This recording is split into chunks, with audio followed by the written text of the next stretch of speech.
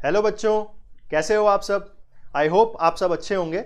और मैं रोशन कुकरेजा ई सरल में एज ए केमिस्ट्री फैकल्टी आपको केमिस्ट्री पढ़ाऊंगा। ठीक। और हम यहाँ पर जो स्टार्ट करने जा रहे हैं वो स्टार्ट करने जा रहे हैं मोल कॉन्सेप्ट का रिवीजन सीरीज। ठीक है, काफ़ी इंपॉर्टेंट है। काफ़ी क्विकली हम अपने कॉन्सेप्ट्स को यहाँ पे रिवाइज करेंगे। फटाफट से पूरा चैप्टर रिवाइज करेंगे और जो आपके कॉम्पिटिटिव एग्जाम में आने वाली चीज़ें हैं उन सबको फटाक से उंगलियों पे नचाएंगे। राइट। तो यहाँ पे आपको क्या मिलेगा, यहाँ पे आपको फॉर्मूलाज मिलेंगे, माइंड मैप्स मिलेंगे, कुछ की पॉइंट्स देखने को मिलेंगे जिससे आप क्विकली अपना चैप्टर रिवाइज कर सकते हो। तो पार्ट 1 में देखो हम क्या देखेंगे। Different laws of chemical combination, basic terminologies जैसे atomic mass, molecular mass, formula mass, इन सब के बारे में हम यहाँ पे स्टडी करेंगे। और एक नया वर्ड सीखेंगे, मोल। मोल क्या होता है, मोल का इंट्रोडक्शन और मोल की डिफरेंट मेथड्स ऑफ कैलकुलेशन हम यहाँ पे सीखेंगे। राइट। मोल से ही हम निकालना सीखेंगे एम्पेरिकल फॉर्मूला और मॉलिक्यूलर फॉर्मूला और परसेंटेज कंपोजिशन। ठीक है। आपकी हेल्प के लिए यहाँ पे माइंड मैप्स दिए हुए हैं जहां पे आपको पूरा का पूरा जो थियरी और कंटेंट है वो कंपाइल करके आपको एक रेक्टेंगुलर बॉक्स में जाके मिल जाएगा। यहां से आप क्विकली अपना चैप्टर, अपने फॉर्मूलेस याद कर सकते हो, रिवाइज कर सकते हो और उन्हें इंप्लीमेंट कर सकते हो। ठीक। तो ये पूरे चैप्टर के यहाँ पे आपको माइंड मैप मिल जाएंगे। ठीक है। और भूले नहीं लाइक और शेयर करना, सब्सक्राइब करना और बेल आइकन को दबाना। बेल आइकन को दबाने से क्या होगा, सारे के सारे फटाफट नोटिफिकेशन आपके पास पहुंचेंगे और आप कोई भी अपडेट मिस नहीं करेंगे जो भी यहां पे अपडेट होती है। Right. All the very best, मचा दो। तो हेलो बच्चों, आज अपन स्टार्ट करने वाले हैं एक नया टॉपिक और उसका रिवीजन। ये चैप्टर फंडामेंटल चैप्टर है। पूरी केमिस्ट्री में हमारे इसके कॉन्सेप्ट्स यूज आते हैं और हर competitive exam point of view से ये चैप्टर काफी इंपॉर्टेंट है। और इस चैप्टर का नाम वैसे एनसीईआरटी में तो some basic concepts of chemistry है, बट ये इनफेमस मोल कॉन्सेप्ट नाम के नाम से भी जाना जाता है। ठीक है। तो हम आज पढ़ने वाले हैं किसके बारे में, मोल कॉन्सेप्ट। ठीक है। ये वर्ड क्या है, ये कहां से आया, इसकी उत्पत्ति कहां से हुई। ठीक है। ये थोड़ा सा हिस्टोरिकल पार्ट हम फटाफट कवर करके इसके कॉन्सेप्ट पे आएंगे और देखेंगे कि ये मोल किसके बारे में बात करता है। ठीक है। तो हमारे पास जब कभी भी आप मोल की बात करेंगे, ठीक है, या मोल कॉन्सेप्ट की बात करेंगे या some basic concepts of chemistry की बात करेंगे, तो हमारे दिमाग में सबसे पहला सवाल जो पॉपअप होता है वो ये होता है कि क्यों कोई एक एटम दूसरे एटम के साथ बॉन्ड बनाता है, क्यों कोई कंबाइन करता है, क्यों कोई एक एटम दूसरे एटम से कंबाइन नहीं भी करेगा, तो उसके पीछे का लॉजिक क्या है, रीजन क्या है। ठीक है। उसको गवर्न करने के लिए हमारे पास कुछ लॉज हैं जिनको हम बोलते हैं लॉज ऑफ केमिकल कॉम्बिनेशन। ठीक है। तो हमारा नेक्स्ट हेडिंग है लॉज ऑफ केमिकल कॉम्बिनेशन। ये कुछ बेसिक लॉज हैं जो बताते हैं आपको कि क्यों कोई एटम दूसरे एटम से एफिनिटी रखता है, क्यों कोई एक एटम दूसरे एटम के साथ पर्टिकुलर नंबर ऑफ एटम के रेशियो में बॉन्ड बनाता है, या फिर बाकी सारी चीजें जो हम किसी मॉलिक्यूल के अंदर, किसी फॉर्मूला यूनिट के अंदर देखते हैं, उनके बारे में हम यहाँ पे सीखेंगे। सबसे पहला है लॉ ऑफ कंजर्वेशन ऑफ मास, और बाद में जिसको हमने बोला law of conservation of mass and energy. ये सबसे बेसिक फंडामेंटल लॉ है। ये सिंपली आपसे क्या बोलता है कि जब कभी भी किसी भी केमिकल प्रोसेस के अंदर आपके रिएक्टेंट्स यूटिलाइज हो रहे हैं तो जितना भी उनका मास होगा, जो भी उनके मास की वैल्यू होगी, उतना का उतना मास आपको प्रोडक्ट में मिलेगा upon complete conversion of reaction. यानी कि जब भी कोई रिएक्शन रिएक्टेंट पूरा अपना अमाउंट कंज्यूम कर लेंगे, ठीक है, प्रोडक्ट में जो टोटल मास रहेगा वो किसके बराबर रहेगा, जो आपने टोटल मास रिएक्टेंट में लिया था। ठीक है। या फिर इसको हम ये भी बोल सकते हैं कि एटम्स को ना तो आप क्रिएट कर सकते हो ना ही डिस्ट्रॉय कर सकते हो। यानी कि जितना मास आपने केमिकल रिएक्टेंट में लिया था, रिएक्शन हो जाने के बाद उतना ही मास आपको प्रोडक्ट में मिलेगा। ना तो एडिशनल एटम क्रिएट हुआ ना ही एडिशनल एटम डिस्ट्रॉय हुआ। तो atoms can neither be created not destroyed during the course of a chemical reaction. ये इस लॉ का नाम है। ठीक है। बाद में चल के जब न्यूक्लियर केमिस्ट्री डेवलप हुई तो ये law of conservation of mass plus energy भी कहलाया। राइट। तो ये क्या कहता है कि टोटल मास ऑफ रिएक्टेंट्स, ठीक है, टोटल मास ऑफ प्रोडक्ट्स, ये कब होगा, जब आपका पूरा का पूरा केमिकल रिएक्टेंट कन्वर्ट हो चुका होगा प्रोडक्ट में। लेकिन मान ले अगर हम कि आपने कोई एक रिएक्टेंट बहुत ज्यादा ले लिया, ठीक है, ए और बी लिया आपने, बी बहुत ज्यादा है, तो बी का कुछ पार्ट ही रिएक्ट करेगा, क्योंकि हमेशा एक एलिमेंट दूसरे एलिमेंट के साथ एक डेफिनेट एफिनिटी से रिएक्ट करता है। तो अगर उस दौरान कोई अनरिएक्टेड सब्सटेंस है तो उस अनरिएक्टेड सब्सटेंस का जो मास है और जो बन चुका प्रोडक्ट है, ठीक है, उसका सम टोटल जो है वो रिएक्टेंट के मास के बराबर होगा। समझ में आ गई बात। तो ये हमारा law of conservation of mass समझ में आ गई। Mass of reactant equal to mass of product. जैसे ये क्वेश्चन है, what weight of BaCl2 would react with 24.4 gram of sodium sulphate to produce 46.6 gram of barium sulphate and 23.4 gram of sodium chloride. बड़ा simple सा question है। क्या बोलता है कि BaCl2 का कितना वेट रिएक्ट करेगा सोडियम सल्फेट के साथ। तो अगर हम देखें ये रिएक्शन है BaCl2 सोडियम सल्फेट के साथ रिएक्शन करके BaSO4 और NaCl बनाता है, ठीक है। सबसे पहला ध्यान जो आपको रखना है कि रिएक्टेंट और प्रोडक्ट, जब हम इस लॉ की बात करते हैं कि atom can neither be created nor destroyed, तो हम ये मानते हैं कि रिएक्टेंट में जितना मैटर है प्रोडक्ट में उतना matter in terms of weight होना चाहिए, ठीक है। तो जैसे यहां पर बेरियम है तो बेरियम का एक एटम का कुछ वेट होगा, ठीक है। और एटम क्योंकि क्रिएट और डिस्ट्रॉय नहीं हो रहा है तो राइट हैंड साइड पे भी बेरियम का उतना ही atom corresponding to same weight होना चाहिए। यानी कि अगर यहां बेरियम का एक एटम है तो यहां पे भी बेरियम का एक एटम होगा। यहां क्लोरीन के 2 एटम है तो यहां पे क्लोरीन के 2 एटम होंगे। इसी एवज में हम रिएक्शन को बैलेंस करते हैं, ठीक है। तो हमेशा जब भी कैलकुलेशन होगी रिएक्शन को बैलेंस करना सबसे पहला काम, ठीक है। ये बैलेंस फॉर्म में है। हमसे क्या बोला है कि आपको कितना वेट लेना है, ठीक है। बट यहां पर अगर हम देखें तो हमें इक्वेशन के बैलेंस होने से लेना देना नहीं है, क्योंकि हमें डायरेक्टली मास का कंजर्वेशन रखना है। तो रिएक्टेंट में हमारे पास क्या क्या है, BaCl2 Na2SO4। रिएक्टेंट में हमारे पास क्या क्या है, 24.4 ग्राम ऑफ सोडियम सल्फेट, और कितना BaCl2 हमने लिया है वो हमको लेना है। तो हम यहां पे क्या मान लें कि ये x ग्राम है, ये गिवन है 24.4, ये बन रहा है 46.6 और ये है 23.4। तो क्या मैं बोल सकता हूं इनका कलेक्टिव मास इनके कलेक्टिव मास के बराबर होगा, राइट। तो हम यहां पे क्या बोलेंगे, this mass equal to mass of product, ठीक है। यहां से x का वैल्यू निकल कर आ जाएगा 45.6 ग्राम्स, यानी कि आपको कितना BaCl2 रिक्वायर्ड होगा, 45.6 ग्राम, ठीक है। समझ में आ गई बात। कहीं से एडिशनल मास क्रिएट और डिस्ट्रॉय नहीं होगा। चलिए आगे नेक्स्ट टॉपिक देखते हैं, लॉ ऑफ कांस्टेंट प्रोपोर्शंस। ये इंपॉर्टेंट है और इसी लॉ से जो हम छोटी क्लासेस में वैलेंसी का कॉन्सेप्ट समझते थे वो यहीं से आया है कि किसी की वैलेंसी अगर इतनी है तो क्या फॉर्मूला बनेगा। लॉ ऑफ कांस्टेंट प्रोपोर्शन क्या बोलता है, ये आपको सिंपली एक चीज बोलता है कि जब एक एटम दूसरे एटम के साथ या एक स्पीसी दूसरा एटम स्पीसी के साथ कंबाइन करेगी तो वो फिक्स्ड मास रेशियो में कंबाइन करेगी हमेशा, ठीक है। A molecule will always have fixed proportion of its constituent atom, ठीक है। अगर आपके पास 2 एटम्स हैं, सपोज नाइट्रोजन और हाइड्रोजन का एटम है, तो अगर उनको कोई एक डिजायर्ड प्रोडक्ट बनाना है, जैसे मैं आपसे बोलूं कि NH3 का मुझे फॉर्मेशन करना है, तो NH3 में हम क्या देख रहे हैं कि नाइट्रोजन का एक एटम लगा है और हाइड्रोजन के 3 एटम लगे हैं। यानी कि a chemical compound whose name is ammonia, whose molecular formula is NH3 will always have 1 atom of nitrogen and 3 atoms of hydrogen, ठीक है।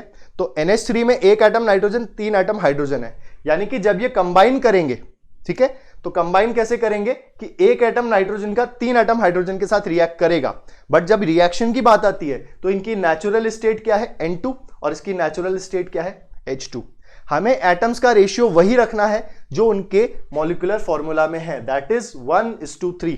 यानी कि जब नाइट्रोजन और हाइड्रोजन रिएक्ट करेंगे तो वो 1:3 के एटॉमिक रेशियो में कंबाइन करेंगे।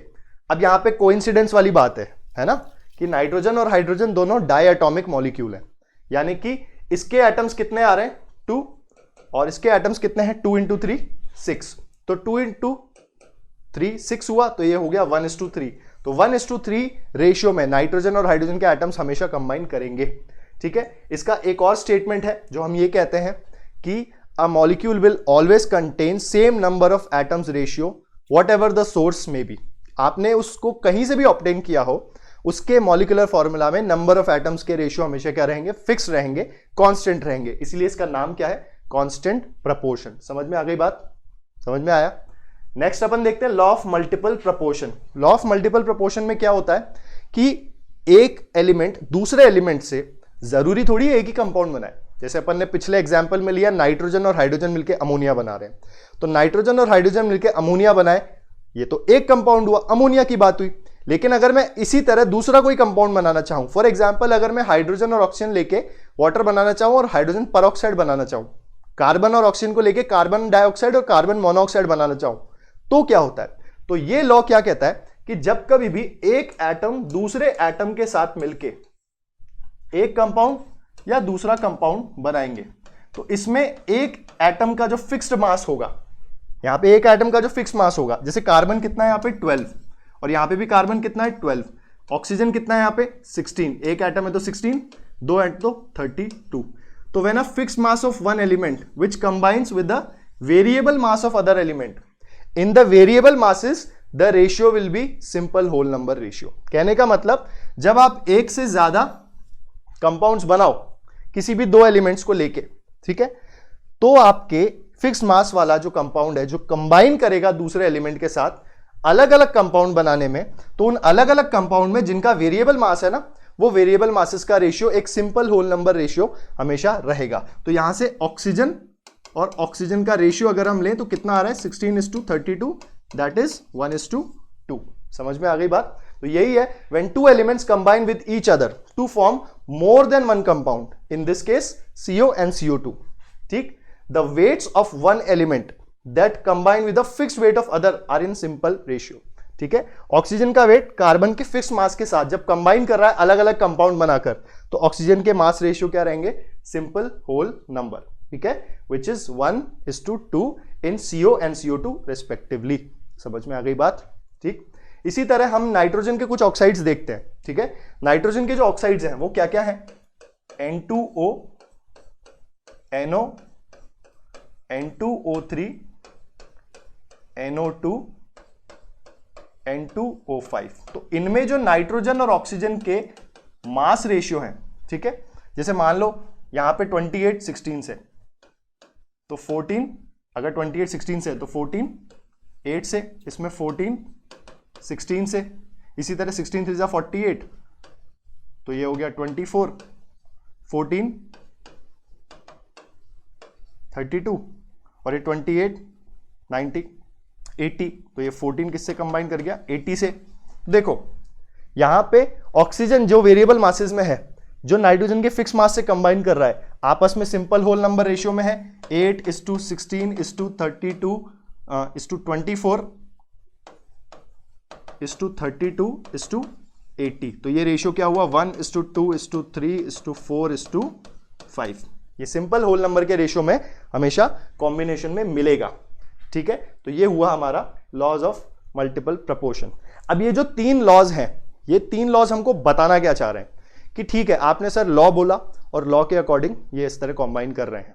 ठीक है, यहां पे हमें एटम के इंडिविजुअल होने की हिंट मिलती है, यानी कि जो भी एक एटम है उसके टुकड़े नहीं किए जा सकते, ना ही उसको क्रिएट किया जा सकता है.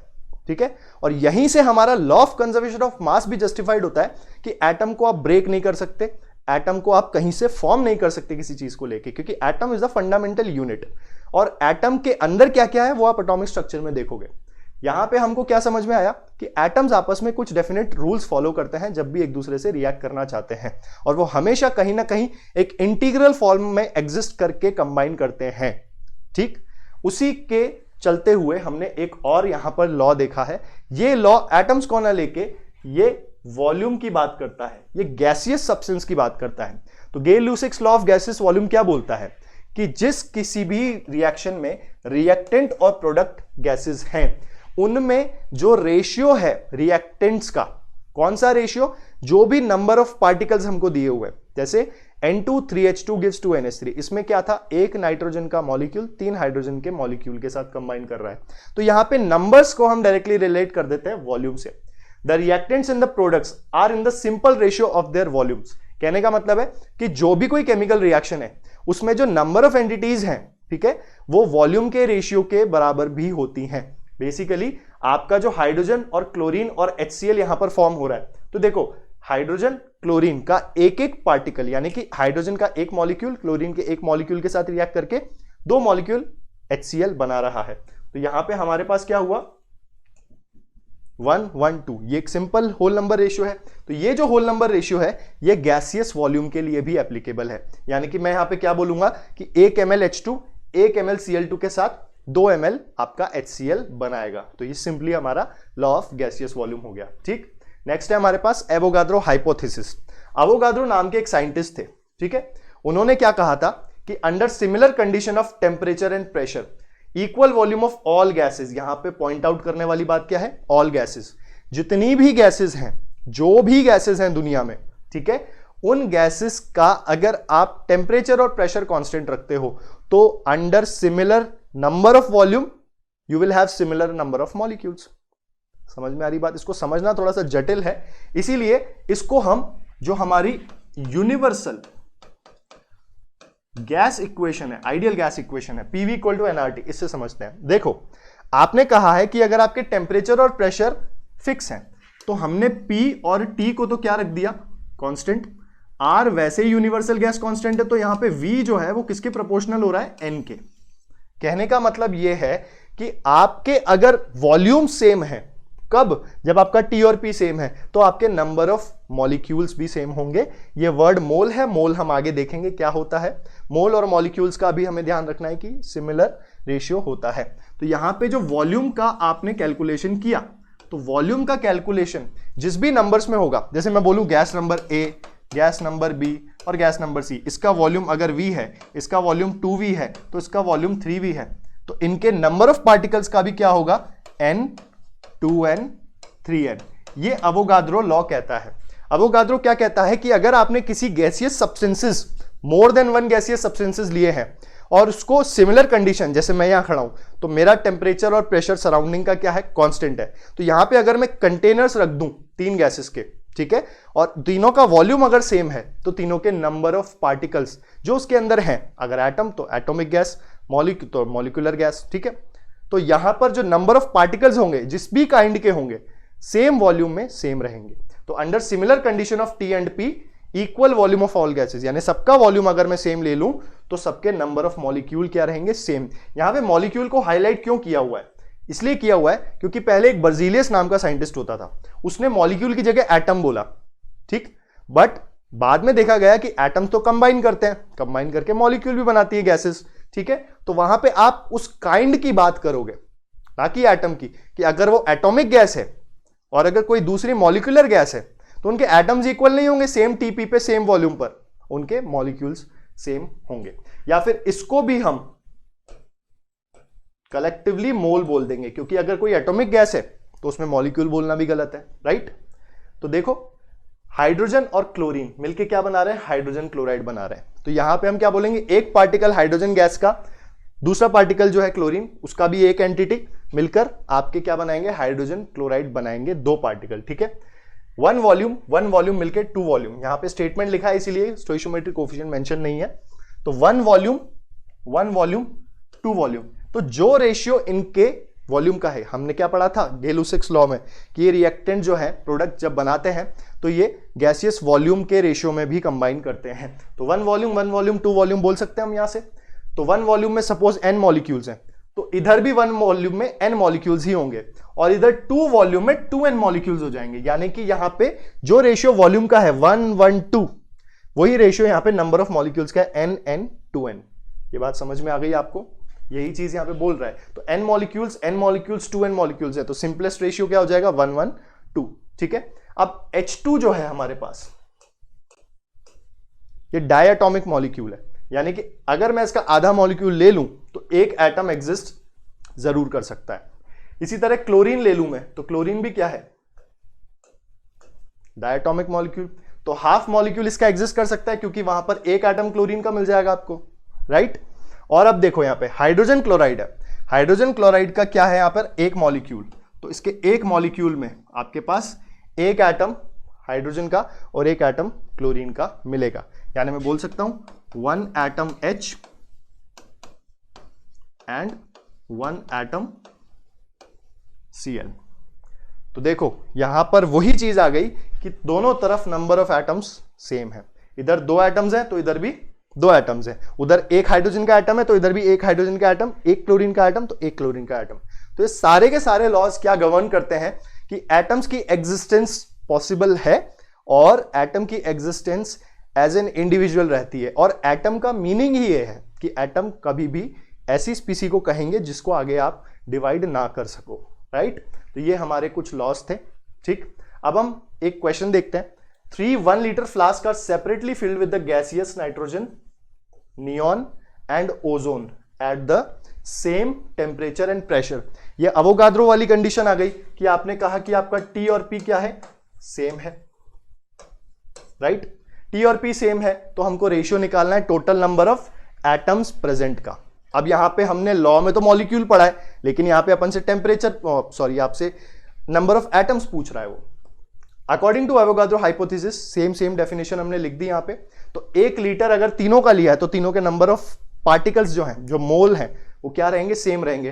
तो N2 नियॉन और ओजोन के इक्वल नंबर ऑफ मॉलिक्यूल्स, इसको मॉलिक्यूल्स ना बोलकर हम क्या बोलेंगे, एटम, बट वो जनरलाइज स्टेटमेंट है इसलिए मॉलिक्यूल बोलेंगे। ठीक, नंबर ऑफ एटम्स N2 में, Ne और O3 में अलग अलग है, लेकिन तीनों के काइंड ऑफ पार्टिकल्स सेम होने चाहिए। तो हमारे पास एक N2 उस रेशियो में, जैसे अगर हमारे पास बोल दो कि अगर रेशियो ले लो आप, तो एक N2 एक नियॉन और एक ओजोन होगा। ठीक है, तो एटम्स N2 में कितने हैं, 2, नियॉन में कितना है, 1, और ओजोन में कितना है, 3। तो अगर मैं इनका सिंपलेस्ट रेशियो ले लूं तो नंबर ऑफ एटम्स का रेशियो मुझे क्या मिलेगा, देखो मॉलिक्यूल्स का 1 है, नंबर ऑफ एटम्स का डिफरेंट हो जाएगा क्योंकि दोनों के अंदर different number of atoms present हैं। ये बात आई समझ में। यहां से हमारे पास एक कॉन्सेप्ट और आता है कि सर आप सबको मॉलिक्यूल बोल रहे हो, ठीक है, तो क्या कोई ऐसा डिफरेंशिएटिंग फैक्टर है जिससे हम अलग अलग कर सकें, किसको, एटम को और मॉलिक्यूल को। तो हम एक टर्म लेकर आए जिसको हम कहेंगे एटॉमिसिटी। ठीक, तो हमारा जो नेक्स्ट है वो है एटॉमिसिटी। एटॉमिसिटी सिंपली कुछ भी नहीं है, वन वर्ड डेफिनेशन है कि किसी मॉलिक्यूल के अंदर कितने नंबर ऑफ एटम्स हैं उसको हम क्या कहेंगे, एटॉमिसिटी। किसी एलिमेंट्री गैस के अंदर आपके कितने नंबर ऑफ एटम्स हैं उसको हम क्या कहेंगे, एटॉमिसिटी। फॉर एग्जांपल H2, तो इसकी एटॉमिसिटी कितनी है, 2। HCl, इसके अंदर कितनी है एटॉमिसिटी, 2। NH3, इसकी एटॉमिसिटी कितनी है, 4।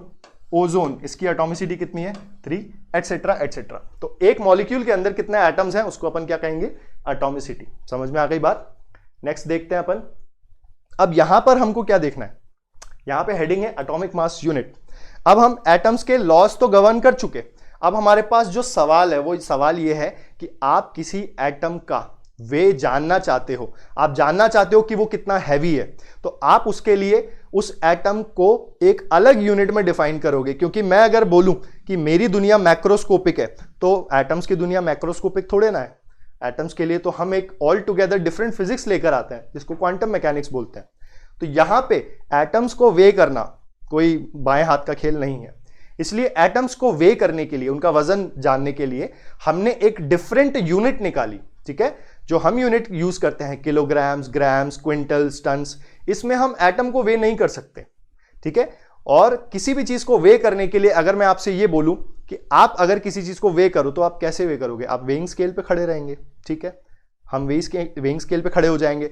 लेकिन यही बात मैं अगर आपसे बोलूं कि अगर आपको सब्जियां लेनी है, ठीक है, तो आप सब्जियों को कैसे खरीदोगे, आप उसको तराजू पे रखोगे और तराजू के बगल में आप एक रेफरेंस वेट लेते हो। ठीक है, जिसको हम कहते हैं 1 किलो, 500 ग्राम, 2 किलो वगैरह वगैरह। तो आपको किसी भी चीज को वे करना होता है तो आप किसी रिलेटिव टर्म्स में वे करते हो उसको, कि इसका वे अगर 1 kg है तो नंबर ऑफ पोटैटोज का वेट भी 1 kg होगा। ठीक है, टमाटर के नंबर्स का वेट भी 1 kg होगा। और यहीं से एक चीज और आती है कि आप मास को नंबर ऑफ एंटिटीज से भी रिलेट कर सकते हो। ठीक है, तो अगर एक एटम को मैं लूं और उस एटम का मास मैं जानना चाहूं तो मेरे द्वारा यूज की गई यूनिट से मैं नहीं निकाल सकता, मैं यूज करूंगा वो यूनिट जो कि माइक्रोस्कोपिक वर्ल्ड में जाके मुझे वेट की वैल्यू लाके दे दे।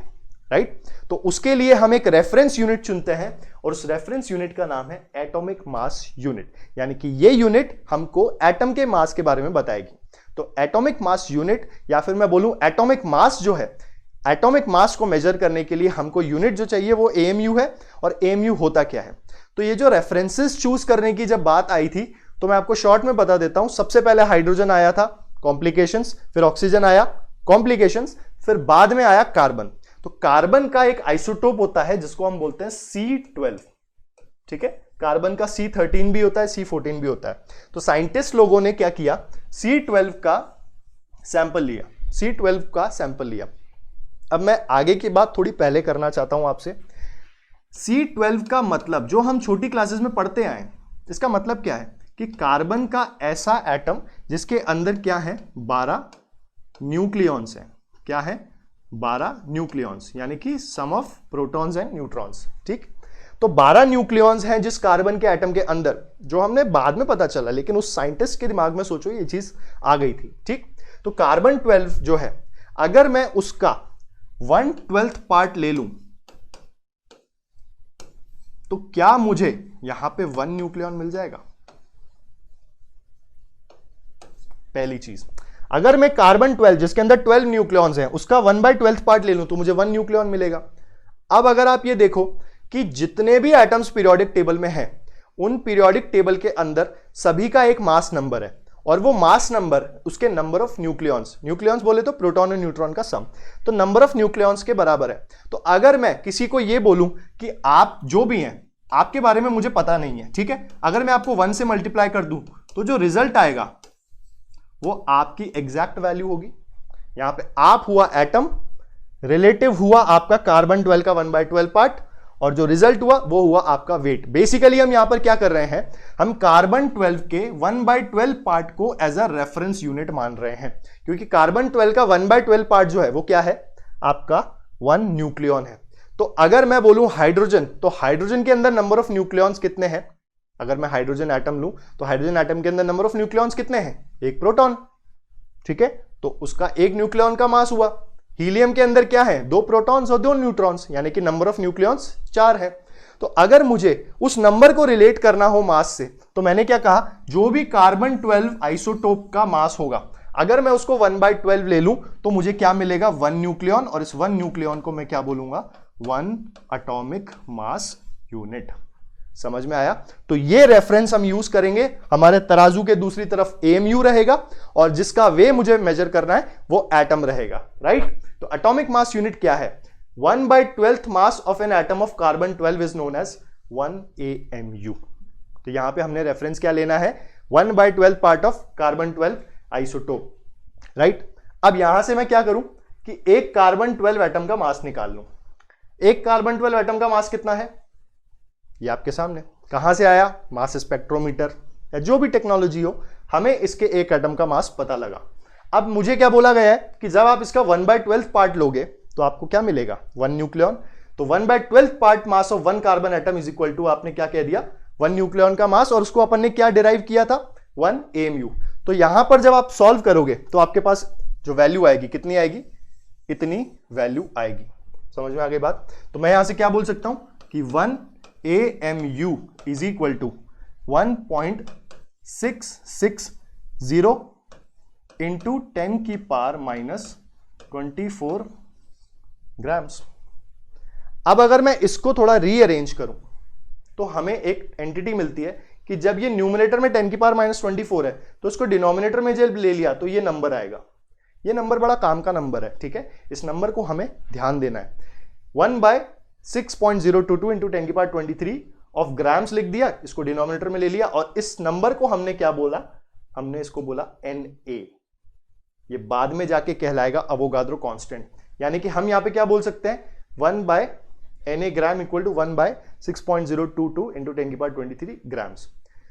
इस AMU को पहले AMU कहा जाता था, बट अगर मैं बात करूं कि एटम ही थोड़ी ना एग्जिस्ट करता है दुनिया में, मॉलिक्यूल भी करते हैं, फॉर्मूला यूनिट्स भी करते हैं, ठीक है, तो हमने उसकी जगह पे क्या कर दिया, U लगा दिया।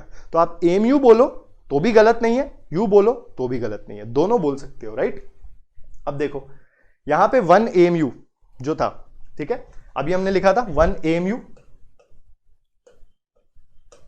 ये आपका 1 AMU आपने लिया था 1/6.022 इंटू 10 की पावर 23, जिसको आपने क्या कहा था, 1/Na ग्राम्स। तो यहां पे 1 AMU 1/Na ग्राम हुआ, तो 1 ग्राम कितना हुआ, NaAMU। समझ में आ गई बात? यहां से क्या चीज देखने को मिली, एक चीज और देखने को मुझे मिली कि 1 AMU into Na is equal to 1 gram, और उसी को यहां पर लिखा हुआ है इन्होंने कि भाई Na और AMU, एक AMU को अगर मैं Na से मल्टीप्लाई करूं, यानी कि अगर मैं एक न्यूक्लियॉन लूं, हमने क्या कहा, C12 12 न्यूक्लियॉन, उसका 1/12 1 न्यूक्लियॉन, तो अगर मैं यहां से 1 न्यूक्लियॉन को Na से मल्टीप्लाई करूं तो मेरे पास वो 1 न्यूक्लियॉन जो है वो 1 ग्राम में आ जाएगा। यानी अगर मैं 4 न्यूक्लियॉन को Na से मल्टीप्लाई करूं तो 4 ग्राम आ जाएगा। समझ में आ रही बात? ये जो नंबर Na जो मैंने आपको कहा था इंपॉर्टेंट है, इस पे ध्यान देना। अगर मैं मान लेता हूं ऑक्सीजन ले लेता हूं मैं, ठीक है। ऑक्सीजन के पास नंबर ऑफ न्यूक्लियॉन्स कितने हैं? 16, 8 प्रोटॉन और 8 न्यूट्रॉन। तो मैं 16 न्यूक्लियॉन को अगर Na से मल्टीप्लाई कर दूं तो मेरे पास क्या आ जाएगा? 16 ग्राम। क्या मैं 16 AMU मेजर कर सकता हूं? नहीं। क्या मैं 16 AMU मेजर कर सकता हूं? नो। बट क्या मैं 16 ग्राम मेजर कर सकता हूं? यस। समझ में आ रही बात? ध्यान देना इस चीज पे कि एक न्यूक्लियॉन को Na से मल्टीप्लाई किया तो 1 ग्राम, इसी तरह 2 न्यूक्लियॉन को Na से मल्टीप्लाई करूं तो 2 ग्राम। इसका मतलब मैं 3 न्यूक्लियॉन को मल्टीप्लाई करूं Na से तो 3 ग्राम। समझ में आ गई बात? तो हमने क्या किया, हमने इस AMU का एक तोड़ निकाला कि जो एंटिटी माइक्रोस्कोपिक वर्ल्ड में वे करती है उसको मैक्रोस्कोपिक वर्ल्ड में अगर मैं वे करना चाहूं तो मैं क्या करूंगा, एक कॉमन फैक्टर से मल्टीप्लाई करूंगा। और वो कॉमन फैक्टर क्या है? Na। और इसी को आगे जाके आपने क्या कहा? 1 मोल। इसके अंदर नंबर ऑफ पार्टिकल्स कितने होते हैं? 6.022 इंटू 10 की पावर 23। यहीं से आपके मोल शब्द की उत्पत्ति हुई। तो हमारा जो वर्ड है अगला वो क्या है? मोल। मोल कहां से आया, कैसे आया, ये हमने देखा। तो एक मोल में कितने पार्टिकल है? 6.022। अब हर जगह इतना लंबा लिखने की जरूरत नहीं है, इसलिए अपन 6.022 या कहीं कहीं 6.023 भी बोल देते हैं, इंटू 10 की पावर 23, जिसको हम बोलते हैं क्या? Na particles. ये Na क्या है? ये सोडियम नहीं है, सोडियम में स्मॉल a होता है, सोडियम से कंफ्यूज मत होना। ये क्या है? Na। और इसको एक फेमस साइंटिस्ट अमीरो अवोगाद्रो के नाम से जाना जाता है। इसको हम बोलते हैं अवोगाद्रोस कांस्टेंट, राइट। तो अवोगाद्रोस कांस्टेंट इतना बड़ा नंबर है जिसको आप वर्चुअली इमेजिन नहीं कर सकते। आई मीन रियलिटी में इमेजिन नहीं कर सकते, वर्चुअली तो आप इमेजिन कर सकते हो। यानी कि ये नंबर इतना बड़ा है कि शायद आपके कॉपी की एक लाइन में ना आए, ठीक है, अनलेस आपकी स्पेलिंग बहुत छोटी है, ठीक है, आप बहुत छोटा छोटा वर्ड लिखते हो। तो ये बहुत बड़ा नंबर है। अब ये जो नंबर है ये किसके बराबर है? 1 मोल। अब यानी कि इसको हम क्या यूज कर सकते हैं? इसको एज अ नंबर के यूनिट्स में काउंट कर सकते हैं। जैसे अपना डजन होता है तो आप डजन को कलेक्टिव टर्म में बात करते हो। जैसे 12 का एक हमारे पास नंबर है तो 12 के एक समूह को आप क्या बोलोगे? 1 डजन। इसी तरह इतने पार्टिकल्स के समूह को आप क्या बोलोगे? 1 मोल। अब आप खुद सोचो, क्या दुनिया में जो हम चीजें देखते हैं जैसे पेंसिल, चेयर्स वगैरह वगैरह, ये सब चीजें क्या कभी भी इतने अमाउंट में आप देख सकते हो? क्या इतनी सारी चीजें होती हैं? अगर मैं इसको लिखना चाहूं तो ये बहुत बड़ा नंबर है। तो इतनी बड़ी चीजों का कैलकुलेशन सीमित रह जाता है बहुत छोटी चीजों के लिए, यानी कि एटम्स, आयंस एंड मॉलिक्यूल्स। हम इससे सब कुछ मेजर कर सकते हैं, बट कन्वीनियंस क्या है कि मैं इसको मेजर करूं सब एटॉमिक पार्टिकल्स या एटम्स या आयंस या मॉलिक्यूल्स के लिए, राइट। तो इसको हम अवोगाद्रो नंबर बोलते हैं, जैसे कि अपन डिस्कस कर चुके हैं। अवोगाद्रो नंबर क्या है? अवोगाद्रो नंबर ये नंबर है। और ये नंबर क्या है? हमारे पास एक न्यूक्लियॉन, उसमें जितने Na पार्टिकल्स हैं, ठीक है, तो उन Na पार्टिकल्स, ये अवोगाद्रो कांस्टेंट को मल्टीप्लाई कर दूं अगर मैं, उतने पार्टिकल्स ले लूं जितना एक न्यूक्लियॉन का मास है, और वो जो पार्टिकल अगर Na है तो हमारे पास मास जो आएगा वो क्या आएगा? 1 ग्राम में। तो देखो, अगर मैं आपसे पहले मैंने बोला कि 1 न्यूक्लियॉन को अगर मैं Na से मल्टीप्लाई कर दूं तो मेरे पास 1 ग्राम आ जाएगा। ये 1 AMU था ना, 1 AMU into Na is equal to 1 gram, ठीक। तो 1 AMU को Na से मल्टीप्लाई किया तो 1 ग्राम आया, ठीक है। इसका मतलब अगर मैं 12 AMU लूं इंटू Na तो ये 12 ग्राम आएगा।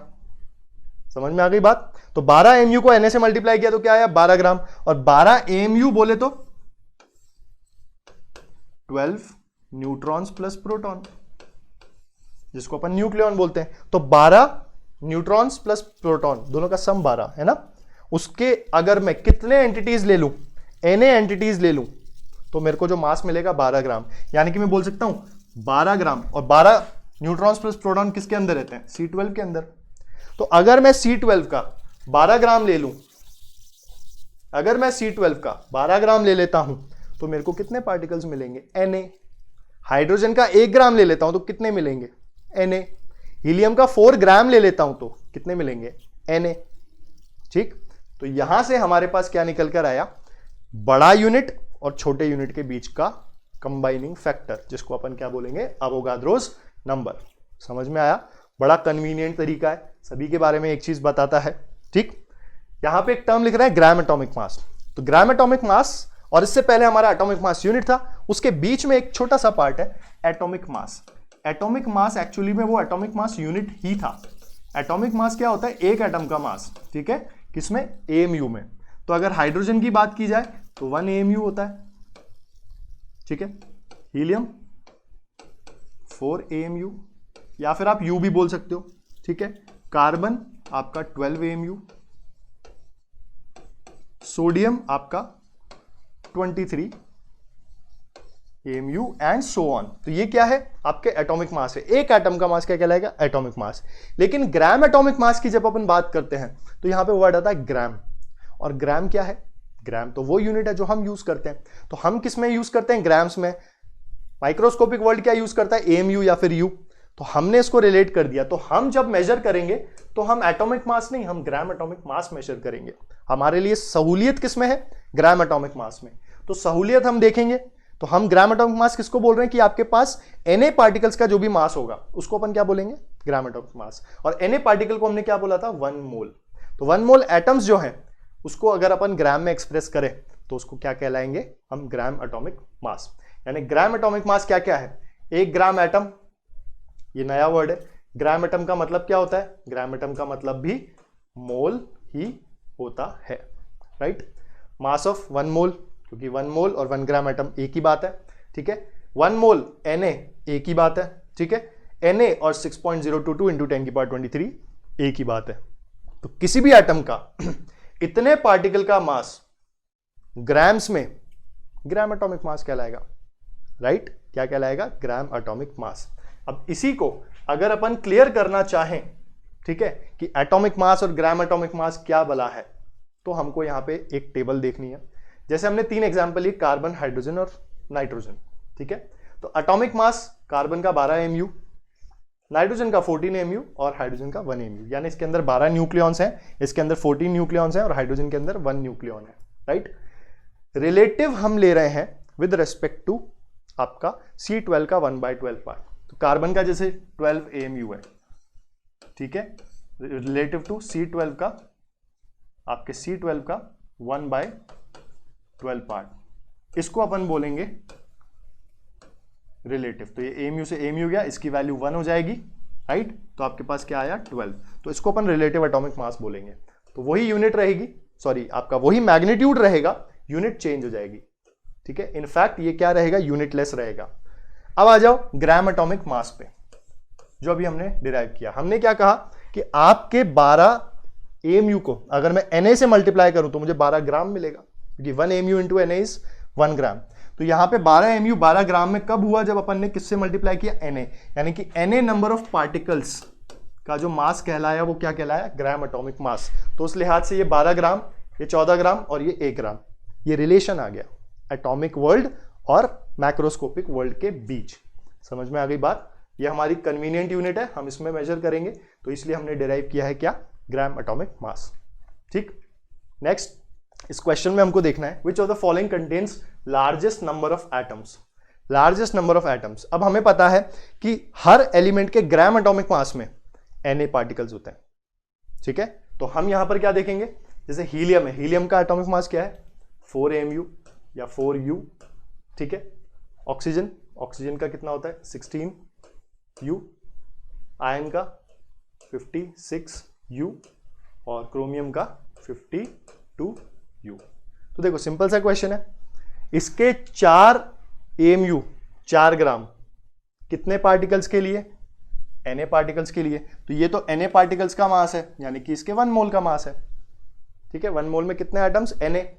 अब देखो 16U यहां पे इसका एटॉमिक वेट है, तो 16 ग्राम में कितने होते हैं? Na, लेकिन ये तो 12 ग्राम है। ठीक है, तो क्या हुआ? Na से कम, इसमें Na और इसमें Na से कम, तो ये रेस से बाहर आ जाओ। आयन में, आयन का 56U है, तो 56 ग्राम में क्या रहेंगे? Na number of particles. तो 56 ग्राम में Na नंबर ऑफ पार्टिकल्स अगर है तो ये तो 14 ग्राम है, यानी कि उससे और कम, तो ये भी बेचारा रेस से बाहर। इधर आ जाओ क्रोमियम में, क्रोमियम में देखो आपके पास क्या है 52U। अब मुझे इसको किस में लेना है, ग्राम्स में, तो 52U का 52 ग्राम जब लेंगे तो कितने पार्टिकल्स के लिए लेंगे, Na, लेकिन ये तो कितना दिया हुआ है 26, राइट, तो ये तो और कम हो गया। तो बाकी सारे 1 मोल से कम है, 1 मोल में सबके नंबर ऑफ पार्टिकल्स क्या रहेंगे, बराबर, तो ये सब के सब 1 मोल से कम है। हीलियम एग्जैक्टली 1 मोल है, तो सबसे ज्यादा नंबर ऑफ पार्टिकल्स किसके पास रहेंगे, हीलियम के पास। सिंपल क्वेश्चन है, ठीक है। नेक्स्ट अपन देखें, एक कॉन्सेप्ट आता है एटॉमिक मासेस का, और इसके बाद एक कॉन्सेप्ट आता है ग्राम एटॉमिक मास का। लेकिन जब कभी आप पीरियोडिक टेबल को देखोगे, ठीक है, और थोड़ा बहुत आप पीरियोडिक टेबल अगर आप पढ़ोगे, तो जो प्रॉब्लम आई थी मेंडलीव के क्लासिफिकेशन के साथ वो ये आई थी कि आइसोटोप्स को कहां पे धकेलना है, आइसोटोप्स को कहां पे रखना है। तो आइसोटोप्स क्या होते हैं, जिनके पास क्या होते हैं, मास नंबर डिफरेंट होते हैं, इनको हम क्या बोलते हैं, आइसोटोप्स। तो आइसोटोप्स की फिटिंग के लिए मेंडलीव की जगह कम पड़ गई, क्योंकि मेंडलीव ने तो मास से क्लासिफाई किया था, ठीक है। यानी कि आइसोटोप्स डू एग्जिस्ट, और जब ये एग्जिस्ट करते हैं और आपको इनको एक ही स्लॉट में, जो बाद का क्लासिफिकेशन तो एटॉमिक नंबर का हुआ, एटॉमिक नंबर तो सेम होता है आइसोटोप्स में, तो आपको जब उसको फिट करना है तो आप क्या लोगे, इंस्टेड ऑफ अलग अलग आइसोटोप के लिए अलग अलग जगह आप निकालोगे एवरेज एटॉमिक मास। तो उसी के लिए हम यहां पे क्या देखने वाले हैं, एवरेज एटॉमिक मास क्या होता है, right. The atomic weight of most of the element is fractional due to presence of isotope, जबकि एटम फ्रैक्शनल नहीं होता। जैसे क्लोरीन है, क्लोरीन में हम जब देखते हैं पीरियोडिक टेबल में तो 35.5 लिखा होता है, तो इसका मतलब क्या कि उसके पास 35 न्यूक्लियॉन्स है प्लस आधा न्यूक्लियॉन है। न्यूक्लियॉन के टुकड़े अरे भाई नहीं होते, इसीलिए आइसोटोप्स की वजह से उसका मास जो लिखा रहता है उसको अपन बोलते हैं एवरेज एटॉमिक मास। तो एवरेज एटॉमिक मास क्या होता है कि उसका जो भी परसेंटेज अबंडेंस है, ठीक है, जितने भी आइसोटोप्स हैं उन सबके एटॉमिक वेट से मल्टीप्लाई करके अगर हम उसको ऐड कर दें, उसका सम कर दें और डिवाइड बाय 100 कर दें, तो अपने पास क्या आ जाएगा, एवरेज एटॉमिक वेट। इसका एग्जांपल हम ले चुके हैं यहाँ पे, क्लोरीन 35 75% अवेलेबल है और क्लोरीन 37 25% अवेलेबल है। तो क्या करना है, इसका परसेंटेज इसका मास, इसका परसेंटेज इसका मास डिवाइड बाय 100। तो इसका परसेंटेज इसका mass same for 37 also, divide by 100 you will get 35.5। तो जो पीरियोडिक टेबल में आप देखते हो वो क्या देखते हो, एवरेज एटॉमिक मास। ऐसे हाइड्रोजन के भी 3 आइसोटोप्स हैं, हाइड्रोजन, ड्यूटेरियम और ट्रिटियम। तो तीनों के तीनों एक साथ थोड़ी फिट करते हैं, हम उनका एवरेज लेते हैं, राइट। ये हुआ हमारा एवरेज एटॉमिक मास। फिर जब बाद में पता चला कि भाई एटम्स कंबाइन करते हैं, हमारा सबसे पहला टॉपिक ही ये था कि एटम्स कंबाइन करते हैं, ठीक है। तो ए और ए मिलके मॉलिक्यूल बनाए, बी और बी मिलके मॉलिक्यूल बनाए, सी और सी मिलके मॉलिक्यूल बनाए, या फिर आप ये भी बोल दो कि ए और बी मिलके मॉलिक्यूल बना गए, राइट। तो यहां पे आप देखोगे कि कैसे मॉलिक्यूल बनते हैं। अब यहाँ बॉन्डिंग पे मत जाना, ये डबल, ये 2 बॉन्ड है, ये सिंगल बॉन्ड, ये ट्रिपल बॉन्ड है, ये सिर्फ आपको समझाने के लिए कि एलिमेंट्स आपस में कंबाइन करते हैं, ठीक है। तो वो मॉलिक्यूल बनाते हैं। तो उस केस में हम एटॉमिक मास ना लेके मॉलिक्यूलर मास लेते हैं। मॉलिक्यूलर मास कुछ भी नहीं है, एटॉमिक मासेस का सम है। जैसे N2 है तो N2 में 2 एटम्स है नाइट्रोजन के, तो दोनों के एटॉमिक मासेस को ऐड कर दो, राइट। तो मॉलिक्यूलर मास जैसे ऑक्सीजन हुआ, ऑक्सीजन में कितने एटम्स है, 2, हर एक का कितना 16, तो कितना हुआ 32 AMU। अब AMU में एटॉमिक मास वर्ड आता है, ये तो मॉलिक्यूलर मास है, इसलिए उस एम्बिग्युइटी को भी दूर करने के लिए हमने क्या ले लिया, U। HCl में 1 और 35.5, ठीक है, तो 36.5 हुआ। सल्फ्यूरिक एसिड में 2 एटम हाइड्रोजन के, 1 एटम सल्फर का और 4 एटम आपके ऑक्सीजन के। कलेक्टिवली इसकी वैल्यू कितनी हुई, 98 AMU। समझ में आ गई बात। तो आपको कुछ नहीं करना है, एटॉमिक मासेस को ऐड कर देना है, आपका मॉलिक्यूलर मास आ जाएगा। अब ये टर्म आता है फॉर्मूला मास। फॉर्मूला मास किस बला का नाम है? फॉर्मूला मास बेसिकली वहां आता है जहां पे आपके फॉर्मूला यूनिट्स हैं, यानी कि आयनिक कंपाउंड्स। जैसे कि NaCl है, सोडियम क्लोराइड है, वो एक तरीके का आयनिक कंपाउंड है। तो उसके पास जो पार्टिकल्स का फॉर्म होता है वो ना तो एटम होता है ना मॉलिक्यूल होता है, वो चार्ज्ड एंटिटीज हैं। जैसे NaCl जो है, Na प्लस आयन और Cl माइनस के बीच में जो इलेक्ट्रोस्टैटिक फोर्स ऑफ अट्रैक्शन है उससे बनने वाला कोई फॉर्मूला यूनिट है। तो वहां पे हम क्या यूज करते हैं, ना तो एटॉमिक मास ना मॉलिक्यूलर मास, हम सीधा सीधा यूज करते हैं फॉर्मूला मास, राइट। तो केमिकल फॉर्मूला जो होता है इनका, फॉर्मूला यूनिट्स का, उनके जो कॉन्स्टिट्यूएंट आयंस या पार्टिकल्स होते हैं उन्हीं के मास को जोड़ दो। जैसे मैं आपसे बोलूं Na और Na+ में क्या डिफरेंस है, इसका मास भी 23U है, इसका मास भी 23U है। Cl इसका 35.5 है U और Cl- इसका भी 35.5U है। समझ में आ गई बात? तो देखो आयन बनाने पे मास बदलता है कि आयन कैसे बनता है, इलेक्ट्रॉन के कम ज्यादा होने से। ये तो मास तो क्या है, जो न्यूक्लियस के अंदर स्टफ्ड है वो है एटम का मास। तो न्यूक्लियस को छेड़ा नहीं आपने तो मास में कोई चेंज नहीं आया, यानी कि 23 23 35 35। तो जो यूनिट्स हैं इनके, जो कॉन्स्टिट्यूएंट आयंस हैं, उनके एटॉमिक मासेस को आप ऐड कर दो तो आपको फॉर्मूला यूनिट मास मिल जाएगा, क्योंकि उसके एटम और उसके आयन के मास में कोई डिफरेंस नहीं है। ठीक है, तो यहां पे हमारा formula mass is calculated similar to molecular mass. और मॉलिक्यूलर मास कैसे कैलकुलेट करते हैं, एटॉमिक मासेस को जोड़कर, राइट। तो यहां पे K2SO4 है, तो K2SO4 मिला है 2 K+ आयन से, तो 2 K+ आयन प्लस आपका SO4 -2, तो ये हुआ आपका SO4 -2 और ये हुआ आपका K+। SO4 -2 में क्या है, 1 सल्फर और 4 ऑक्सीजन। सिंपली आपने इसको ऐड किया, 174 आपका यहां पर वैल्यू आ गया, राइट। ये आपका टोटल K2SO4 का फॉर्मूला मास है। क्लियर? आगे बढ़े। ग्राम एटॉमिक मास जैसे है तो उसका भाई भी आएगा ग्राम मॉलिक्यूलर मास। अब क्या फर्क है ग्राम एटॉमिक और ग्राम मॉलिक्यूलर में, जैसे एटॉमिक और मॉलिक्यूलर मास में डिफरेंस है, वैसे ही ग्राम एटॉमिक और ग्राम मॉलिक्यूलर मास में भी डिफरेंस है बच्चों। ठीक है, हम यहां पे क्या बोलेंगे, एटम्स के मास को आपने किस में एक्सप्रेस किया, U में। उसको आपने कहा एक एटम का, लेकिन अगर मैं 1 मोल एटम ले लूं यानी Na एटम्स ले लूं तो आप उसको क्या बोलोगे, ग्राम एटॉमिक मास। सिंपल। तो ऐसे ही अगर एक मॉलिक्यूल है, उसके Na पार्टिकल्स ले लिए हमने, तो उसको क्या बोलेंगे, gram molecular mass. When numerical value of molecular mass of substance is expressed in grams then it is called gram molecular mass. और सिमिलरली ग्राम एटॉमिक मास जैसे था उसको हम क्या बोल रहे थे, 1 ग्राम एटम्स, तो उसको क्या बोलेंगे, 1 ग्राम मॉलिक्यूल का मास। इसी तरह 1 मोल मॉलिक्यूल्स का मास, इसी तरह आपके Na मॉलिक्यूल्स का मास, और इसी तरह 6.022 इंटू 10⁻23 मॉलिक्यूल्स का मास। ये चीज समझ में आई आपको। यहां पे एक चीज आपको ध्यान देनी है, ठीक, कि आपके पास जब ये नंबर लिखा हुआ है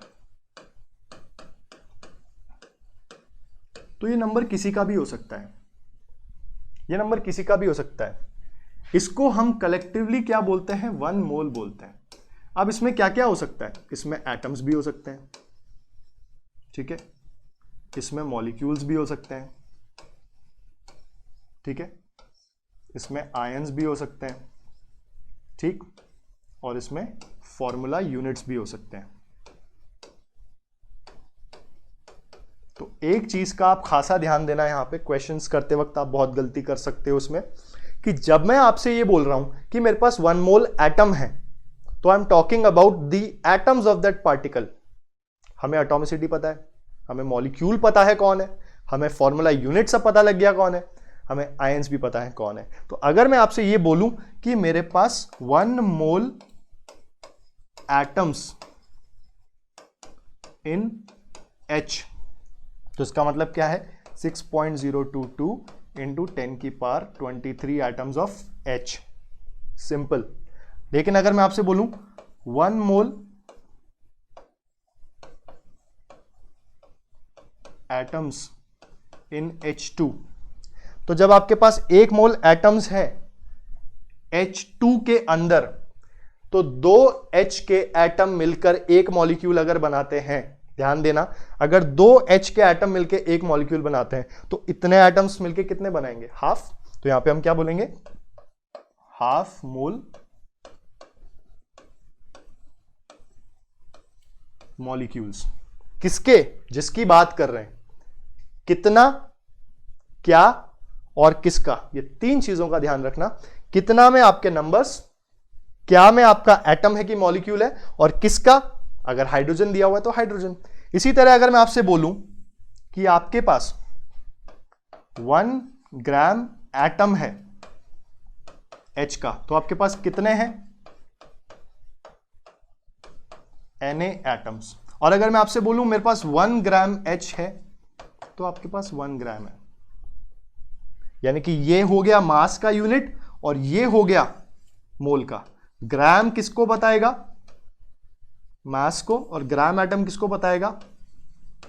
मोल को। इसी तरह आपका मॉलिक्यूल है, अगर ग्राम मॉलिक्यूल है तो उसका मतलब क्या है? Number of atoms.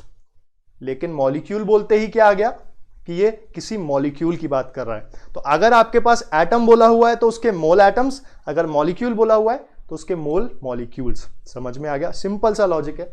आगे बढ़ते हैं, नेक्स्ट टॉपिक देखते हैं। जब इतने सारे मासेस आपने ले लिए, एटॉमिक ले लिया, मॉलिक्यूलर ले लिया, ग्राम एटॉमिक ले लिया, ग्राम मॉलिक्यूलर ले लिया, फॉर्मूला ले लिया, एक एक्चुअल मास भी होता है बट वो एक एटम के लिए होता है तो उतना रेलिवेंट यहां पर नहीं है। मोलर मास हमने क्या किया? सबको कलेक्ट करके एक कलेक्टिव टर्म दे दी, मोलर मास। मोलर मास का मतलब ही है, मोलर मास का मतलब क्या है?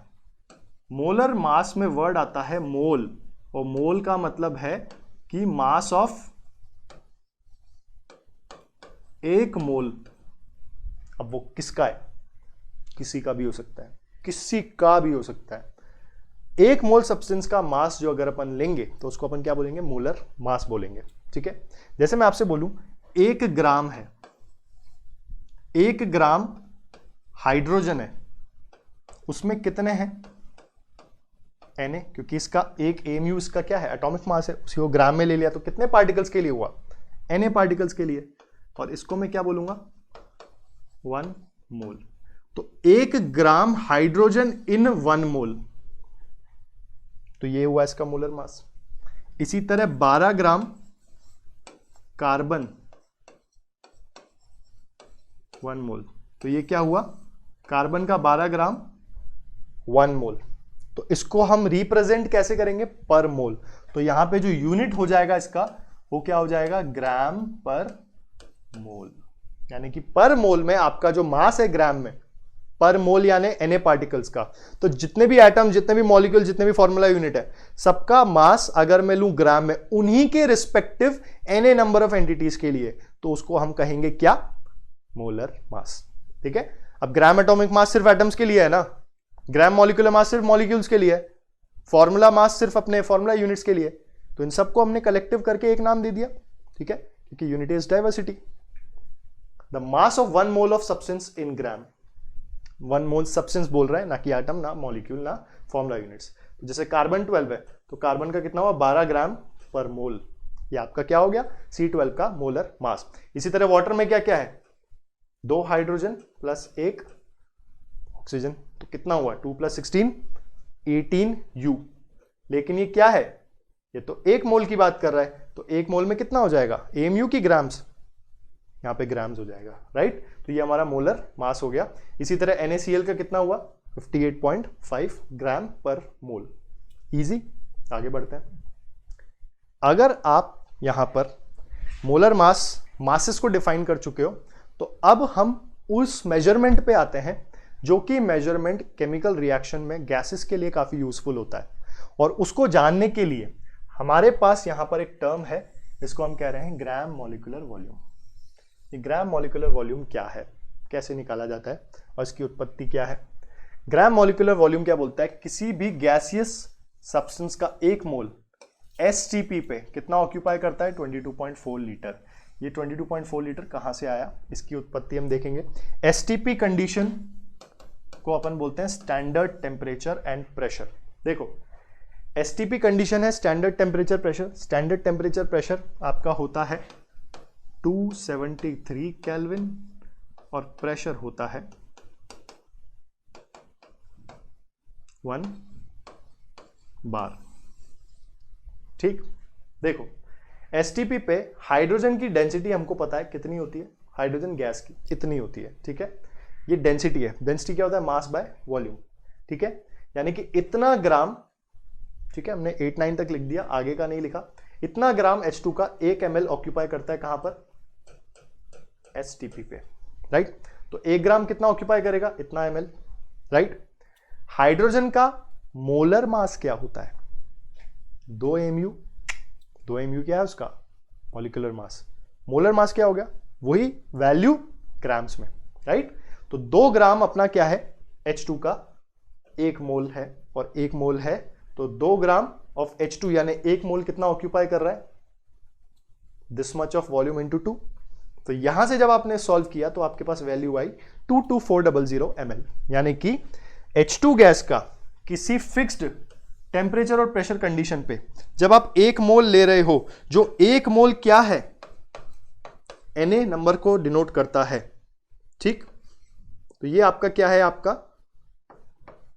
Na पार्टिकल्स है। Na पार्टिकल्स का 2 ग्राम मास है, उसमें आपका वॉल्यूम कितना ऑक्यूपाई हो रहा है 22400 ml है। 1000 से डिवाइड करोगे तो 22.4 लीटर्स आ गया। यानी कि यहां पे मैं क्या बोल सकता हूं, यहां पे मैं बोल सकता हूं कि 1 मोल H2 at STP occupies 22.4 litre.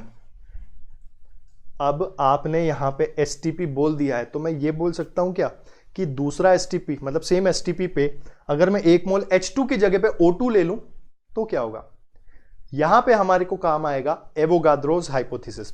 Avogadro hypothesis क्या बोलता है कि फिक्स टेम्परेचर प्रेशर पर, आपकी फिक्स टेम्परेचर प्रेशर कंडीशन पर अगर आपके पास नंबर ऑफ वॉल्यूम्स बराबर हैं तो आपके पास नंबर ऑफ मॉलिक्यूल्स भी बराबर होंगे या नंबर ऑफ मोल्स भी बराबर होंगे, राइट। तो यहां पे आपके पास जब आपने STP बोल के टेम्परेचर और प्रेशर को फिक्स कर दिया तो आपके पास जब नंबर ऑफ इक्वल वॉल्यूम्स होंगे तो उसमें इक्वल नंबर ऑफ मोल्स होंगे। तो मैं ये भी तो बोल सकता हूं कि इक्वल नंबर ऑफ मोल्स में इक्वल नंबर ऑफ वॉल्यूम्स होंगे, राइट।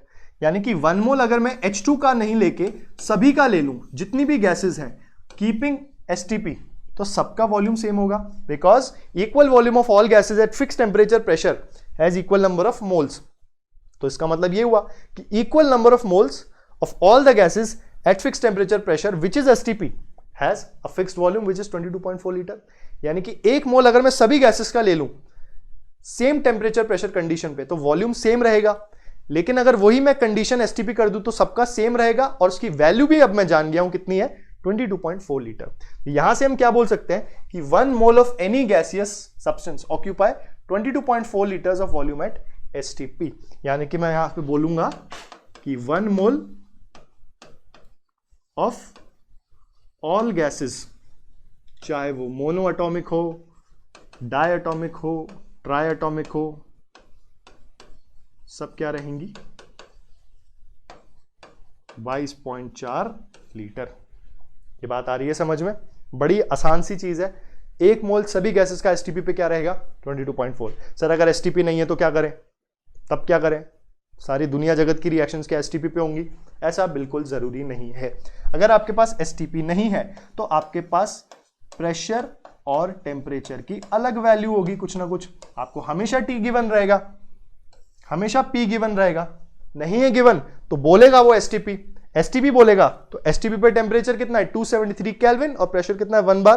तो यहां पे आपका क्या हो जाएगा, इस इक्वेशन से लगा के आप क्या निकाल सकते हो, 1 मोल के लिए वॉल्यूम निकाल सकते हो, सिंपल, ठीक है, नॉट रॉकेट साइंस। तो यहां पे इसको अपन क्या बोलते हैं, इस टर्म को हम क्या बोलते हैं, ग्राम मॉलिक्यूलर वॉल्यूम। यानी कि 1 मोल पे कितना वॉल्यूम STP पे ऑक्यूपाई होगा उसको हम बोलेंगे gram molecular volume which is 22.4। तो 1 mole of any gas will weigh equal to its molar mass, already discussed, और उस मोलर मास में कितना वॉल्यूम होगा 22.4 लीटर। सिंपल आ गया। लेकिन ये जो मोलर वॉल्यूम है ये सिर्फ गैसेस के लिए, सॉलिड और लिक्विड के लिए नहीं होगा, राइट। तो STP कंडीशन में आपको ये दे रखा है 1 ATM 1 बार बोल सकते हो, कितना हो जाएगा 273 केल्विन और 1 ATM। आगे बढ़े, एक नया टर्म आया यहां पे वेपर डेंसिटी। वेपर डेंसिटी क्या होता है, बेसिकली डेंसिटी सर हमने पढ़ा है, डेंसिटी क्या होता है, डेंसिटी होता है मास बाय वॉल्यूम। तो वेपर डेंसिटी भी क्या है, ये वेपर डेंसिटी डेंसिटीज का रेशियो है, ठीक है। और ये डेंसिटी कौन सी डेंसिटी है कि जिस भी गैसियस सब्सटेंस की आप वेपर डेंसिटी वर्ड बोलोगे उसकी डेंसिटी जो होगी विद रिलेटिव टू हाइड्रोजन का density. It is the ratio of density of gas और वेपर्स ऑफ एनी सॉलिड और लिक्विड सब्सटेंस। बात क्या कर रहे हैं, वेपर्स की, है ना। वेपर्स यानी गैसियस फेज में आपका substance relative to the density of the hydrogen gas under identical conditions of temperature and pressure. ऐसा नहीं एक गैस को आप बॉर्डर पे जाके गर्मी वाली जगह पे मेजर कर रहे हो, ठीक है, आप ले गए उसको मान लो बीकानेर बॉर्डर पे ले गए, फिर आप ले गए उसको कहाँ पे, शिमला में, तो अलग अलग टेम्परेचर प्रेशर कंडीशन हो गई। हमें सेम कंडीशंस रखनी है टेम्परेचर और प्रेशर की। तो सेम टी और पी पे जब आप दो डिफरेंट गैसेस, एक गैस जिसका वेपर डेंसिटी आपने कैलकुलेट करना है, दूसरा आपका हो गया हाइड्रोजन, तो वेपर डेंसिटी क्या है, रेशियो है relative to density of hydrogen, simple, at same T and P. देखो हमने क्या बोला, density of gas upon density of hydrogen. Density को अपन क्या बोलते हैं, मास बाय वॉल्यूम। क्या बोलते हैं, मास बाय वॉल्यूम। तो डेंसिटी अगर मास बाय वॉल्यूम है तो mass of the certain volume of the gas divided by mass of the same volume. जो वॉल्यूम आपने लिया है सेम वॉल्यूम लेना है आपको, ठीक है, समझ में आ गई बात। मासेस की डिफरेंट वैल्यू हो सकती है, लेकिन 1 मोल एक फिक्स क्वांटिटी है, समझ रहे हो मेरी बात को। 1 ग्राम, 2 ग्राम, 3 ग्राम, 4 ग्राम। मान लो मैं कार्बन ले रहा हूं, कार्बन का अगर मैं 1 ग्राम लूं, 2 ग्राम लूं, 3 ग्राम लूं, 4 ग्राम लूं, 5 ग्राम लूं, 6 ग्राम लूं, 12 ग्राम लूं, मासेस तो कुछ भी हो सकते हैं, लेकिन 12 ग्राम के लिए में कुछ खास बात है।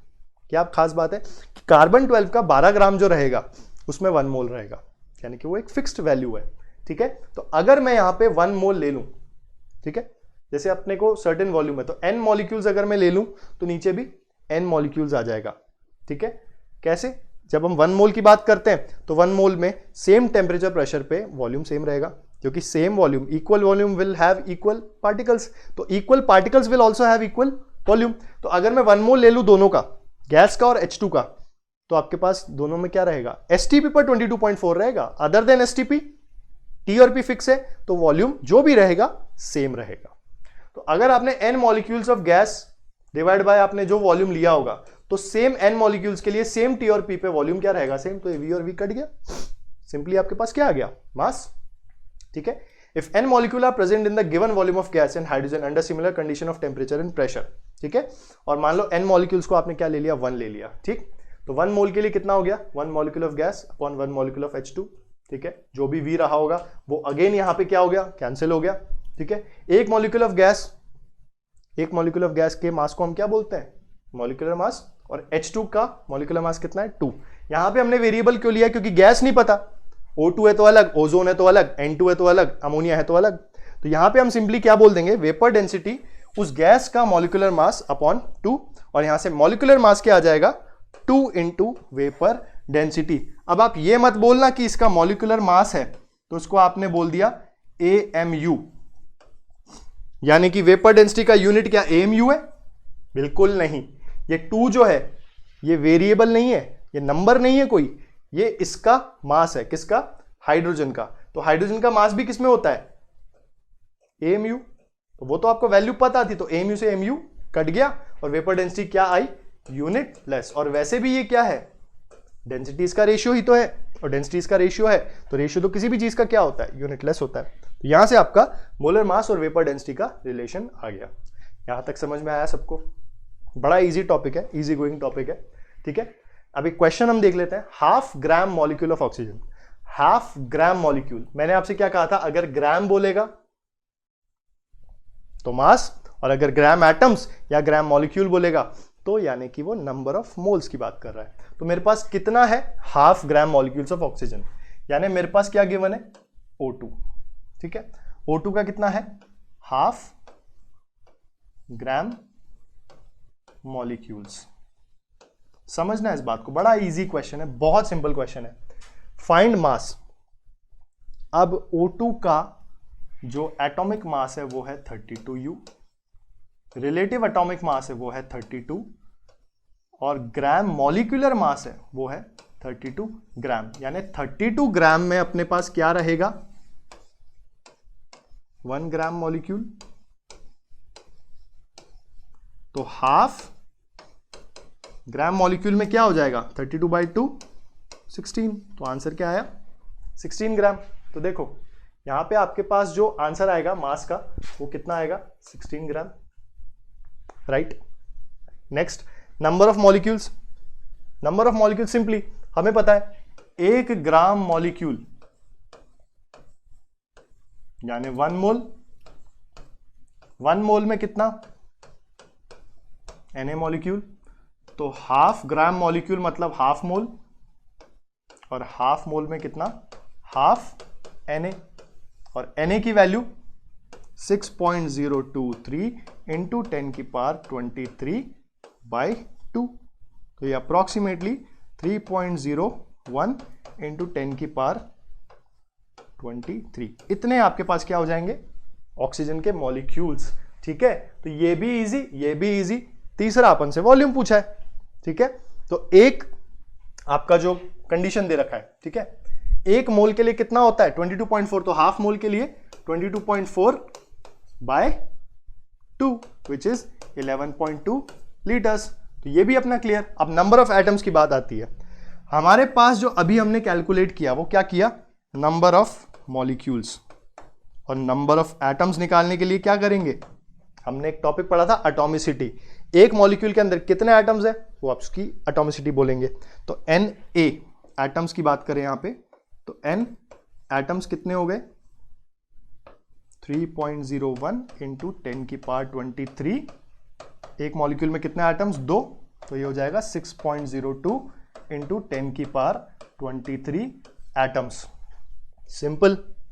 ये यहां भी ना जाके आप डायरेक्ट भी निकाल सकते हो। कैसे, जब हमारे पास हाफ ग्राम मॉलिक्यूल्स O2 का गिवन है, ठीक है, तो O2 में एटम्स कितने हैं, 2, तो हाफ ग्राम मॉलिक्यूल को अगर 2 से मल्टीप्लाई करोगे तो 1 ग्राम एटम्स ऑफ ऑक्सीजन आ जाएगा।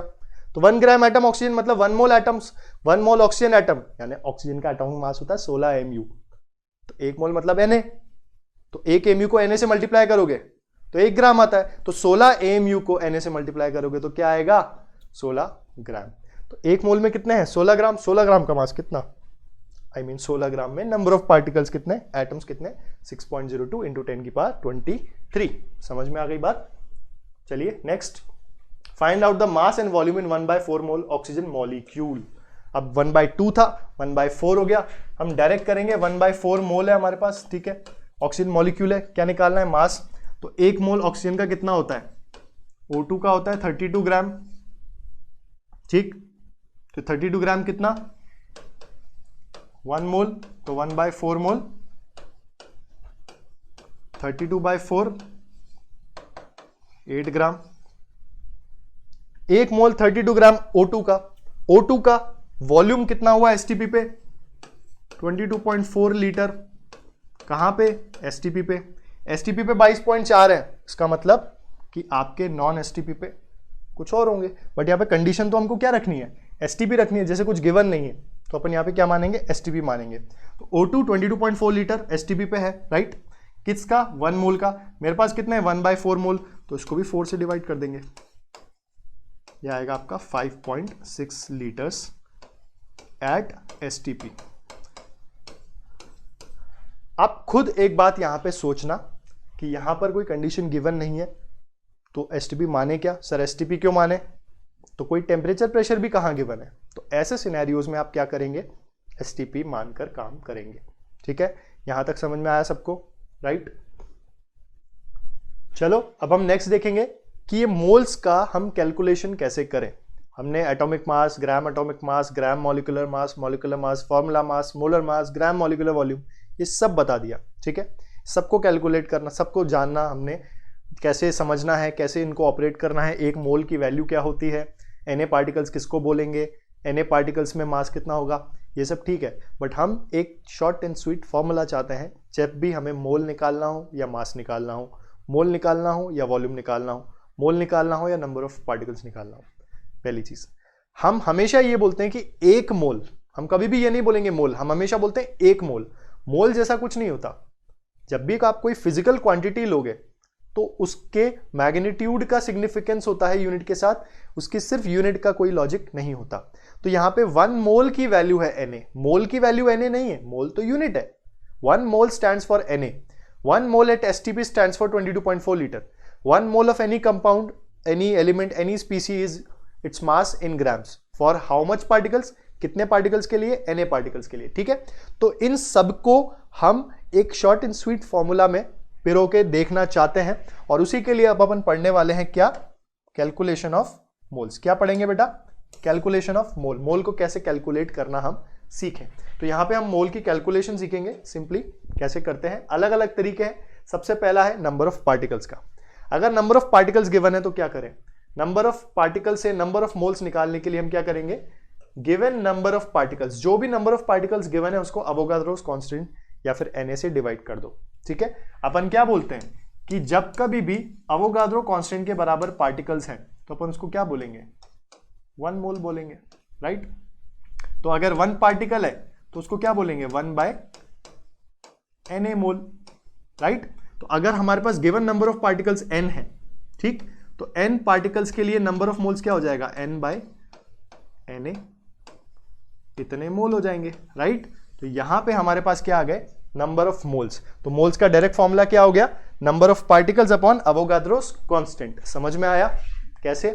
नेक्स्ट हम देखते हैं गिवन मास से, वही हम कहते हैं कि अगर सपोज हम मोलर मास को mw से रिप्रेजेंट कर रहे हैं तो molar weight in grams stands for 1 मोल, तो 1 ग्राम स्टैंड्स फॉर 1 मोलर वेट, ठीक। तो अगर मुझे कोई w ग्राम्स गिवन है तो उसके लिए क्या हो जाएगा, w/mw मोल, राइट।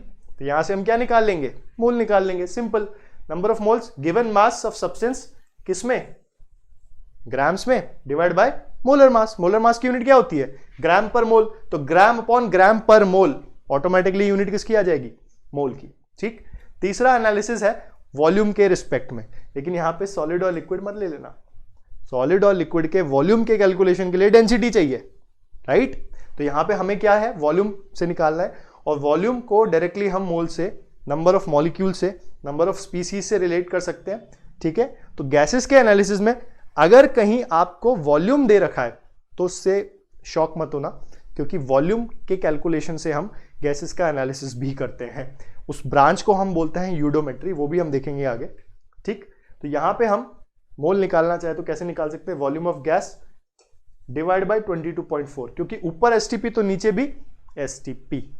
ऐसा नहीं किसी गैस का एनालिसिस किसी दूसरी टी और पी कंडीशन पे है तो अदर टी और पी कंडीशन पे उसकी वैल्यू डिफरेंट आएगी, राइट। तो अपन एसटीपी पे जो वॉल्यूम गिवन है उसको डिवाइड बाय 22.4 कर दोगे तो आपके मोल आ जाएंगे। अपन ऐसे भी बोल सकते हैं ना, एसटीपी पर 22.4 लीटर जो है वो 1 मोल के बराबर होता है, तो 1 लीटर 1/22.4 मोल के बराबर होगा, यानी V लीटर्स V/22.4 मोल हो जाएगा। यानी यहां पे हम क्या बोलेंगे, V लीटर्स अपॉन 22.4 आपको क्या दे गया, मोल दे गया।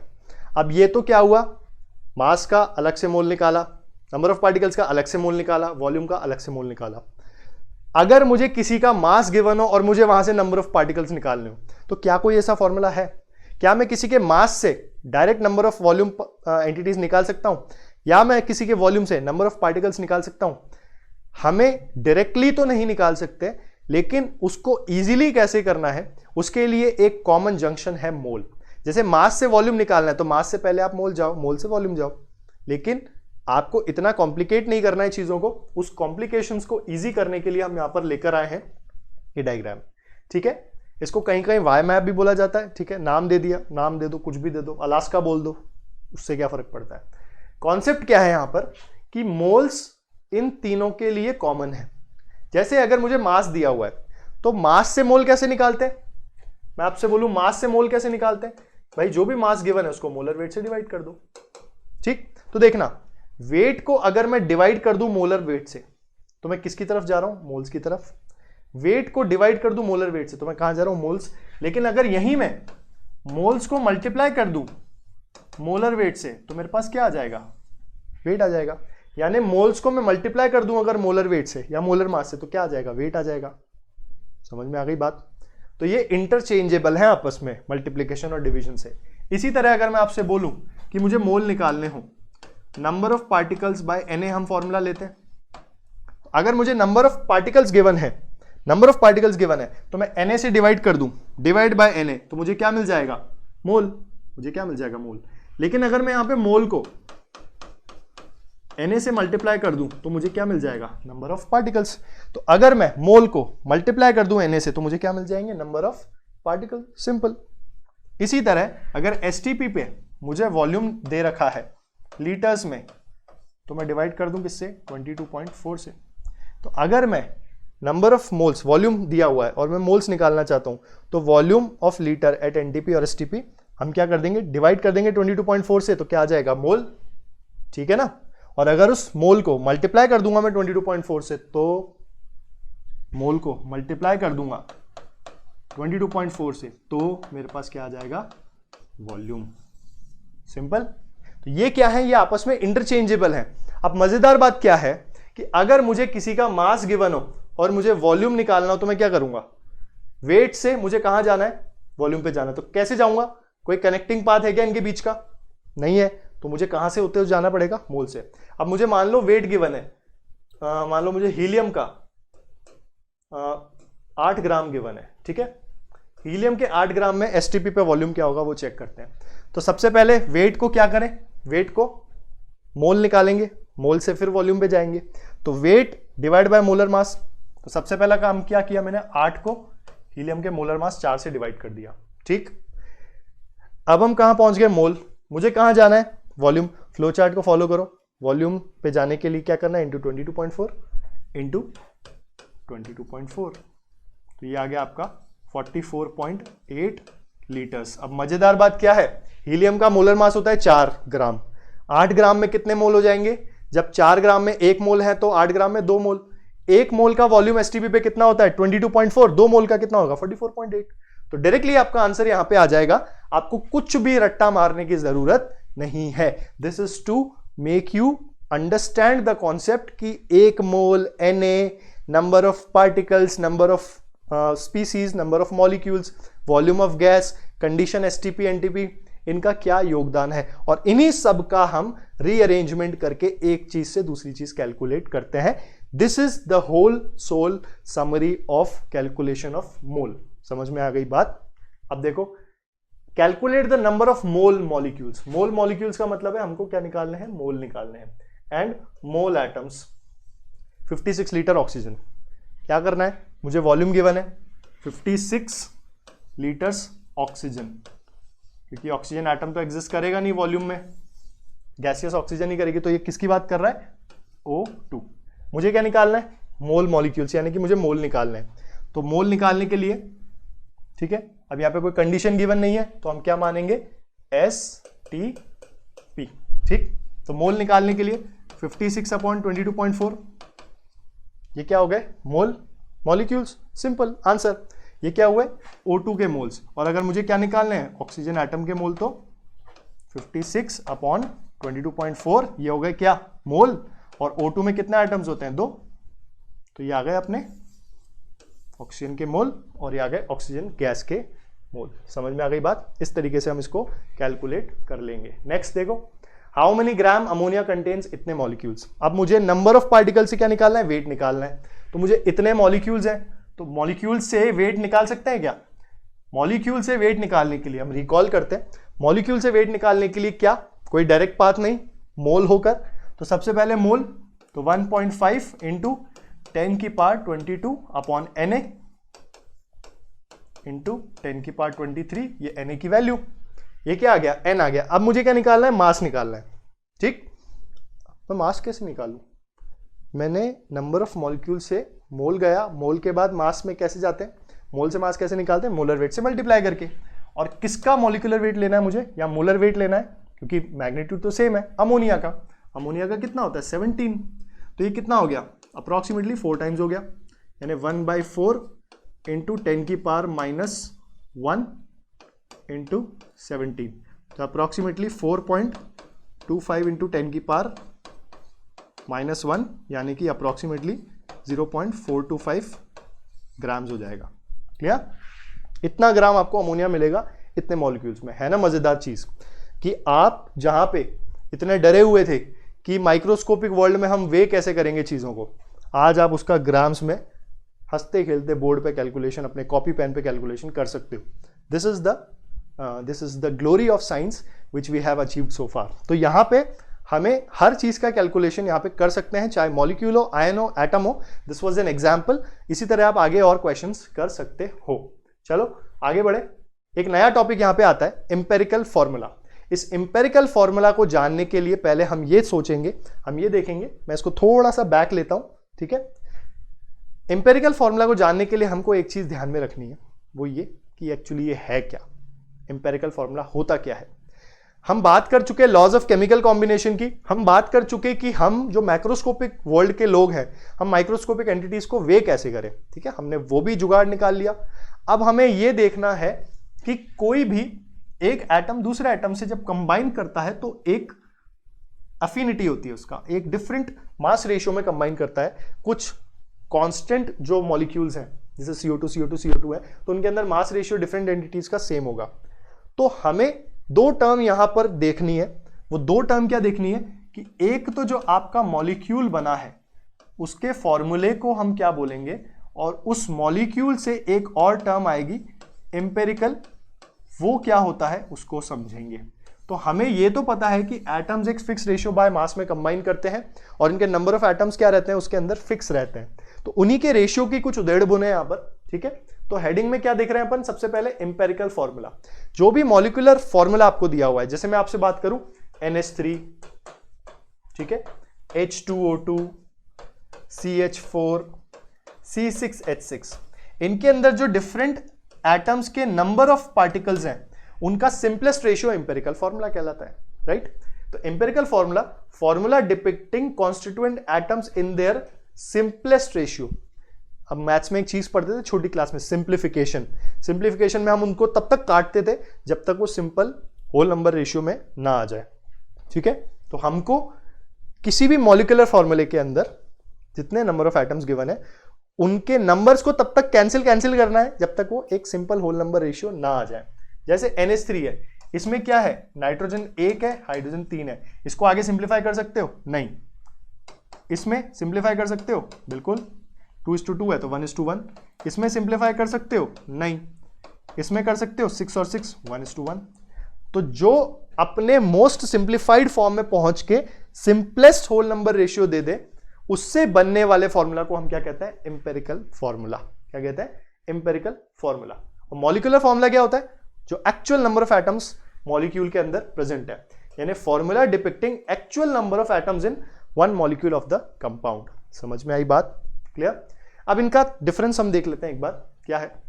मॉलिक्यूलर फॉर्मूला इंटीग्रल मल्टीपल होता है एम्पिरिकल फॉर्मूला से, क्योंकि उन्हीं के रेशियोज में एम्पिरिकल फॉर्मूला भी मिलेगा और एम्पिरिकल फॉर्मूला के ही रेशियोज में आपको मॉलिक्यूलर फॉर्मूला मिलेगा।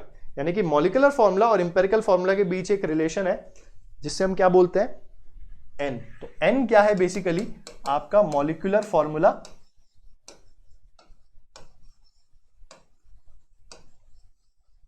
डिवाइड बाय एम्पिरिकल फॉर्मूला, ठीक है। तो एम्पिरिकल फॉर्मूला को एक N, यहां पे N मोल नहीं है, this is not mole, not mole, ये मोल नहीं है, ये वो नंबर है, वो कॉमन फैक्टर है जो कि उसके most simplified form which is empirical formula and the actual number of atoms ratio which is molecular formula को रिलेट करेगा, ठीक है।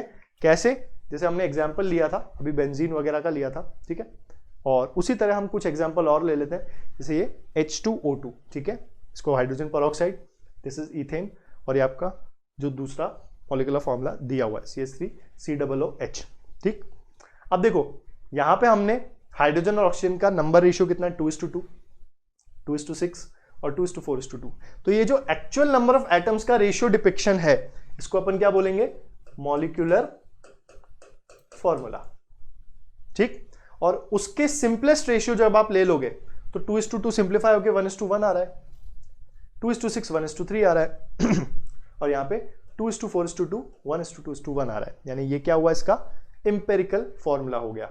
एक और एक H और O से, तो HO इसका एम्पिरिकल फॉर्मूला हो गया। एक कार्बन 3 हाइड्रोजन सिंपलेस्ट, तो CH3 इसका एम्पिरिकल फॉर्मूला हो गया। C2H4O2 2:4:2 सिंपलेस्ट रेशियो 1:1, तो CH2O इसका एम्पिरिकल फॉर्मूला हो गया। समझ में आया। मॉलिक्यूलर फॉर्मूला में जो भी नंबर ऑफ एटम्स हैं उनके अगर आप सिंपलेस्ट होल नंबर रेशियो ले लोगे तो आपको एम्पिरिकल फॉर्मूला मिल जाएगा, राइट। ये दोनों का रिलेशन है। अब देखो जैसे हमने यहां पर 2 से काटा था तो इसका जो कॉमन फैक्टर है वो कितना है, 2। इधर भी हमने 2 से काटा है तो कॉमन फैक्टर कितना है, 2, और इसमें कॉमन फैक्टर अगेन क्या है, 2। यानी कि अगर मैं इसको 2 से मल्टीप्लाई करूं ठीक है। अगर मैं इसको 2 से मल्टीप्लाई करूं तो मुझे ये मिल जाएगा, अगर मैं इसको 2 से मल्टीप्लाई करूं तो मुझे ये मिल जाएगा, अगर मैं इसको 2 से मल्टीप्लाई करूं तो मुझे ये मिल जाएगा। यानी कि अगर आप इंपेरिकल फॉर्मूला को इस कॉमन नंबर से, जिसको हमने n बोला, which is not mole, multiply कर दें तो हमें मॉलिक्यूलर फॉर्मूला ना मिलेगा? मिलेगा, बिल्कुल मिलेगा।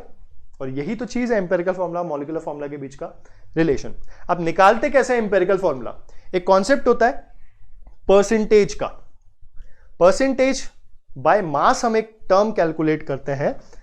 हमको परसेंटेज बाय मास का मतलब यह है कि कोई भी मॉलिक्यूलर फॉर्मूला आपके पास है या कोई भी केमिकल एंटिटी आपके पास है, उनके पास में जो प्रेजेंट एटम्स हैं, जैसे NH3 है, NH3 के पास में जो प्रेजेंट एटम्स हैं वो क्या है? नाइट्रोजन और 3 हाइड्रोजन, ठीक है। तो उनका जो मास रेशियो है, what ever sample size you may have will be always fixed percentage. जैसे NH3 मैं यहां पे लेता हूं, ठीक है, शॉर्ट में मैं आपको एक चीज बता रहा हूं यहां पे। जैसे NH3 है, NH3 में हमारे पास एक नाइट्रोजन का एटम है, तो मैं बोल दूं 14U, ठीक, हाइड्रोजन 3U, टोटल कितना हुआ? 17U। तो percentage by mass of hydrogen कितना हुआ? हाइड्रोजन का मास 3U, 14U, सॉरी 14 नहीं, टोटल कितना है अपने पास? 17U इंटू 100, तो कितना आया? 300/17। ये चीज समझ में आई? ये इसका हाइड्रोजन का परसेंट हो गया किसके अंदर? एक मॉलिक्यूल, किसके अंदर? 1 मॉलिक्यूल के अंदर। इसी तरह अगर मैं एक मॉलिक्यूल ना लेकर इसी NH3 का क्या ले लूं? 1 मोल मॉलिक्यूल ले लूं, तो नाइट्रोजन कितना? 14 ग्राम और हाइड्रोजन कितना? 3 ग्राम, टोटल कितना हुआ? 17 ग्राम। अब देखो फर्क कहां आता है? 14 ग्राम। मुझे परसेंटेज अगर H निकालना हो सेम, कैसे निकालेंगे? हाइड्रोजन का ग्राम, तो टोटल का भी किसमें? ग्राम इंटू 100, कितना आ गया? ग्राम से ग्राम गया, 300/17%। तो परसेंटेज सेम आ रहा है। यानी कि अगर आपके पास जो फॉर्मूला यूनिट है, जो मॉलिक्यूलर फॉर्मूला है, जो आपके पास होल नंबर रेशियो का जो वैल्यू गिवन है, ठीक है, उसमें परसेंटेज बाय मास, चाहे वो एक एंटिटी हो या NA एंटिटीज हो या फिर कोई और एंटिटीज हो, कितनी भी एंटिटीज गिवन हो, सबका परसेंटेज कभी चेंज नहीं होगा। तो एक मॉलिक्यूल के अंदर आपके पास परसेंटेज बाय मास हमेशा क्या रहेगा? कांस्टेंट। ये बात दिमाग में ठोक देना, ध्यान में रखना कि आपके पास किसी भी मॉलिक्यूल का जो एलिमेंट उससे जिससे मिलकर वो बना हुआ है, उन एलिमेंट्स का परसेंटेज बाय मास हमेशा क्या रहेगा? फिक्स रहेगा, ठीक है। और यही हमारा लॉ ऑफ कांस्टेंट प्रोपोर्शन तो नहीं है सर, कि elements combine in the fix ratio of their mass irrespective of their source and irrespective of their amount which you have. तो आपके पास 1 टन हो, 1 किलो हो, 10 किलो हो, ठीक है, 100 किलो हो, 1 ग्राम हो, 100 ग्राम हो, 1 AMU हो, उस मॉलिक्यूल के अंदर जो नंबर ऑफ एटम्स हैं उनका मास रेशियो हमेशा क्या रहेगा? फिक्स रहेगा। तो उसी की हेल्प से हम यहां पर क्या निकालना चाहते हैं? Empirical formula. जब आपके पास 1 2 3 4 5 6 10 20 हजार लाख पार्टिकल्स दे रखे हो, हर एलिमेंट का परसेंटेज बाय मास अगर कांस्टेंट रहेगा, तो परसेंटेज से मैं फॉर्मूला डिराइव कर सकता हूं। क्योंकि जैसे यहां पे हमने अमोनिया लिया था तो हमें मॉलिक्यूलर फॉर्मूला याद था या फिर उसका इंपेरिकल फॉर्मूला याद था। इंपेरिकल फॉर्मूला से अगर अपन परसेंटेज निकाल सकते हैं तो वाइस वर्सा भी ट्रू है, यानी परसेंटेज से भी हम क्या निकाल सकते हैं? Empirical formula. तो सबसे पहले हम क्या करते हैं? परसेंटेज बाय वेट कैलकुलेट कर लेते हैं, ठीक है। किसके अंदर? एक मॉलिक्यूल के अंदर। सर 1 मोल नहीं ले सकते क्या? बिल्कुल ले सकते हो। सर 2 मोल ले सकते हैं क्या? बिल्कुल ले सकते हो। सर 10 मोल ले सकते हैं क्या?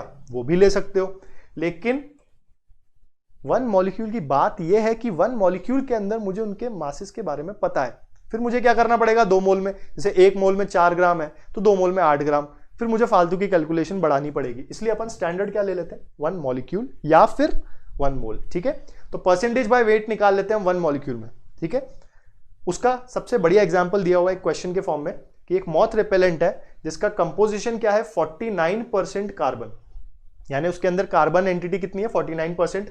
ये क्या है, ये बाय मास है। तो एक मॉथ रिपेलेंट है, उसके अंदर हमारे पास 49% क्या है बेटा, कार्बन है। 2.7% क्या है बेटा, हाइड्रोजन। और 48.3% बेटा क्या है, क्लोरीन। तो मुझे ये पता है कि ये जो फॉर्मूला होगा मॉथ रिपेलेंट वाला, उसके अंदर कार्बन, हाइड्रोजन और क्लोरीन होगा, राइट। सबसे पहले क्या करना है, परसेंटेज निकाल लेना है। उसके बाद क्या करना है, इसको मान लेना है कि ये मासेस के फॉर्म में, जैसे अपन ने बोला पिछले अपने स्लाइड में देखा, देखो 49% कार्बन है, ठीक है, 2.7% हाइड्रोजन और बाकी 48.3 आपका क्या है, क्लोरीन है। तो ये टोटल कितना हो गया 100%। यानी कि मैं बोल सकता हूं कि ये ग्राम्स में भी हो गए, 49 ग्राम्स, 2.7 ग्राम्स और 48.3 grams when the sample size is 100 ग्राम। तो ये पर 100 ग्राम में अपन ले लेते हैं। तो अपने परसेंटेज डायरेक्टली किस में आ जाएंगे, मास में। अब हम क्या करते हैं, जैसे हमने ये परसेंटेज दिया हुआ है, तो percentage by weight of each element is divided by its atomic weight. ऐसा क्यों कर रहे हैं सर अपन, परसेंटेज को मैंने मास लिया, मास को अगर मैं उसके एटॉमिक वेट से, क्योंकि एटम ले रहा हूं सर, एटॉमिक वेट नहीं मोलर वेट बोलो, क्या फर्क पड़ता है, एटॉमिक वेट, एटम के लिए बात कर रहे हैं, एटम के लिए एटॉमिक वेट बोलो या मोलर वेट बोलो, नंबर चेंज होगा क्या सर, नंबर तो चेंज नहीं होगा। हीलियम का 4 mu होता है एक एटम का, और Na एटम्स का 4 ग्राम होता है, तो नंबर चेंज होगा क्या भाई। मैथमेटिक्स को क्या पढ़िए आप, यूनिट कौन सी ले रहे हो, अनलेस आपका नंबर सेम है। तो यहां पे एटॉमिक वेट बोल दो या मोलर वेट बोल दो, कोई फर्क नहीं पड़ेगा। It gives atomic ratio of element present in the compounds. For example हमने यहाँ पे कार्बन में 49% गिवन था, तो 49/12 कर दिया तो कितना आ गया 4.083, यानी कार्बन के नंबर ऑफ एटम्स कितने हैं उसमें 4.083 मोल है पर 100 ग्राम में। 100 ग्राम सैंपल में कार्बन के मोल्स कितने हैं, इतने, ठीक। उसी तरह हाइड्रोजन के मोल्स कितने हैं 100 ग्राम सैंपल में, 2.7, ठीक है। और तीसरा क्या था आपके पास, नाइट्रोजन, सॉरी क्लोरीन था। क्लोरीन कितना है 48.3 ग्राम था पर 100 ग्राम सैंपल में, उसकी वैल्यू कितनी आ रही है 1.36। अब क्या कोई एटम 4.083 इस फॉर्म में अवेलेबल होता है, 2.7 फॉर्म में अवेलेबल होता है, 1.36 फॉर्म में अवेलेबल होता है। इसका अगर मैं एटम्स ले लिए मैंने 100 ग्राम सैंपल में, तो उन एटम का रेशियो हमेशा फिक्स रहेगा irrespective of whatever the source is. हम जानते हैं इसके अंदर अपने पास क्या रहेगा, जो भी हमारे पास बनेगा यही एटम्स के रेशियो रहेंगे। बट क्या एटम्स ऐसे एग्जिस्ट करते हैं, क्या ये actual atoms, number of atoms की वैल्यू है, नहीं। ये क्या है, ये एक 100 ग्राम सैंपल में उनके जो एटम्स हैं उनका रेशियो है। अब 100 ग्राम हो, एक मॉलिक्यूल हो, जितने भी मॉलिक्यूल्स हो, ठीक है, उनका कुछ ना कुछ जो नंबर का रेशियो है वो कांस्टेंट रहेगा। कितना भी सैंपल साइज लो, कहीं से भी लेकर आओ, इन नंबर्स का रेशियो क्या रहेगा, सेम। बट क्या ये नंबर कभी भी फ्रैक्शनल फॉर्म में रहेंगे, तो हम इनको फ्रैक्शनल बनाने की, हम यहां पर फ्रैक्शनल बनाकर उनका यूज नहीं करेंगे, हम यहां पर इनको इंटीजर फॉर्म में बनाना चाहेंगे। तो हम क्या करेंगे, नेक्स्ट स्टेप हमारा क्या होगा, इसको इसके नियरेस्ट इंटीजर फॉर्म में लेकर आए। उसके लिए जो हमारे पास कार्बन, हाइड्रोजन और क्लोरीन के ये अजीबोगरीब नंबर ऑफ एटम्स आए थे, इनमें जो सबसे लोएस्ट नंबर है विच इज 1.36, तीनों को उससे डिवाइड कर दो, ठीक है। Atomic ratio of each element is divided by the minimum value of atomic ratio, ताकि आपको क्या मिल सके, सिंपलेस्ट रेशियो मिल सके। अब सिंपलेस्ट रेशियो बनाने के लिए वही सबसे कम किसका था, क्लोरीन का। तो रेशियो क्या आया, कार्बन क्या आया 3:1.98 को हम 2 बोल सकते हैं, और ये तो 1 आएगा इसे। तो हमारे पास क्या आया C3H2Cl। क्या अब ये चमक रहा है, बिल्कुल चमक रहा है। कैसे, 3 2 1, भाई इस फॉर्म में तो एग्जिस्ट करते ही एटम, डिविजिबल फॉर्म में एग्जिस्ट नहीं करते ना, इंडिविजुअल फॉर्म में, नॉन डिविजिबल फॉर्म में तो एग्जिस्ट करते हैं। तो हमारे पास जो फॉर्मूला बना, ये फॉर्मूला कहलाता है आपका empirical formula. If the value of simplest atomic ratio is fractional then raise the value to the nearest whole number. हमें जरूरत पड़ी नहीं, तो हमने यहां पे क्या कर दिया, सूटेबल कोएफिशिएंट से मल्टीप्लाई करके भी आप निकाल सकते हो। तो सिंपलेस्ट रेशियो में हमको क्या मिला 3:2:1। तो हमारा जो एम्पिरिकल फॉर्मूला हुआ वो हुआ C3H2Cl। ये आपको आपका क्या मिल गया, उत्तर। समझ में आ गया, सिंपल सी चीज है। क्लियर? Empirical formula C3H2Cl। अब सवाल कि एम्पेरिकल फॉर्मूला से मॉलिक्यूलर फॉर्मूला कैसे निकाला जाए। जो भी आपके पास एम्पेरिकल फॉर्मूला है, जैसे C3H2Cl था, इसका जो मास कहलाएगा, क्या इसका मॉलिक्यूलर मास? नहीं, यहां पे मॉलिक्यूलर मास नहीं, एम्पेरिकल मास बोलेंगे। कैसे? Carbon 12 3 36, hydrogen 2, chlorine 35.5। ये जो वैल्यू होगी इसको हम बोलेंगे एम्पेरिकल फॉर्मूला मास। और इस एम्पेरिकल फॉर्मूला मास को अगर मैं मॉलिक्यूलर मास से डिवाइड कर दूं, कैसे? हमने कहा था एक कॉमन फैक्टर निकालेंगे हम, जो क्या होता है, molecular formula upon empirical formula. तो कुछ नहीं करना, मॉलिक्यूलर फॉर्मूला का जो मास है और जो एम्पेरिकल फॉर्मूला का मास है, दोनों को डिवाइड कर दोगे तो कॉमन फैक्टर आ जाएगा। Divide the molecular mass by the empirical formula mass and find out the value of n। इस n की बात करें, अभी एम्पेरिकल फॉर्मूला मास अपन ने निकाला, कितना आया? 73.5 आ रही है value, right? Molecular formula mass उसमें गिवन था 147, ठीक है, जो क्वेश्चन हमने एग्जांपल के फॉर्म में लिया था। तो यहां पे आपके पास n का वैल्यू कितना आ गया? 2। इस 2 को मल्टीप्लाई कर दो किससे? एम्पेरिकल फॉर्मूला से।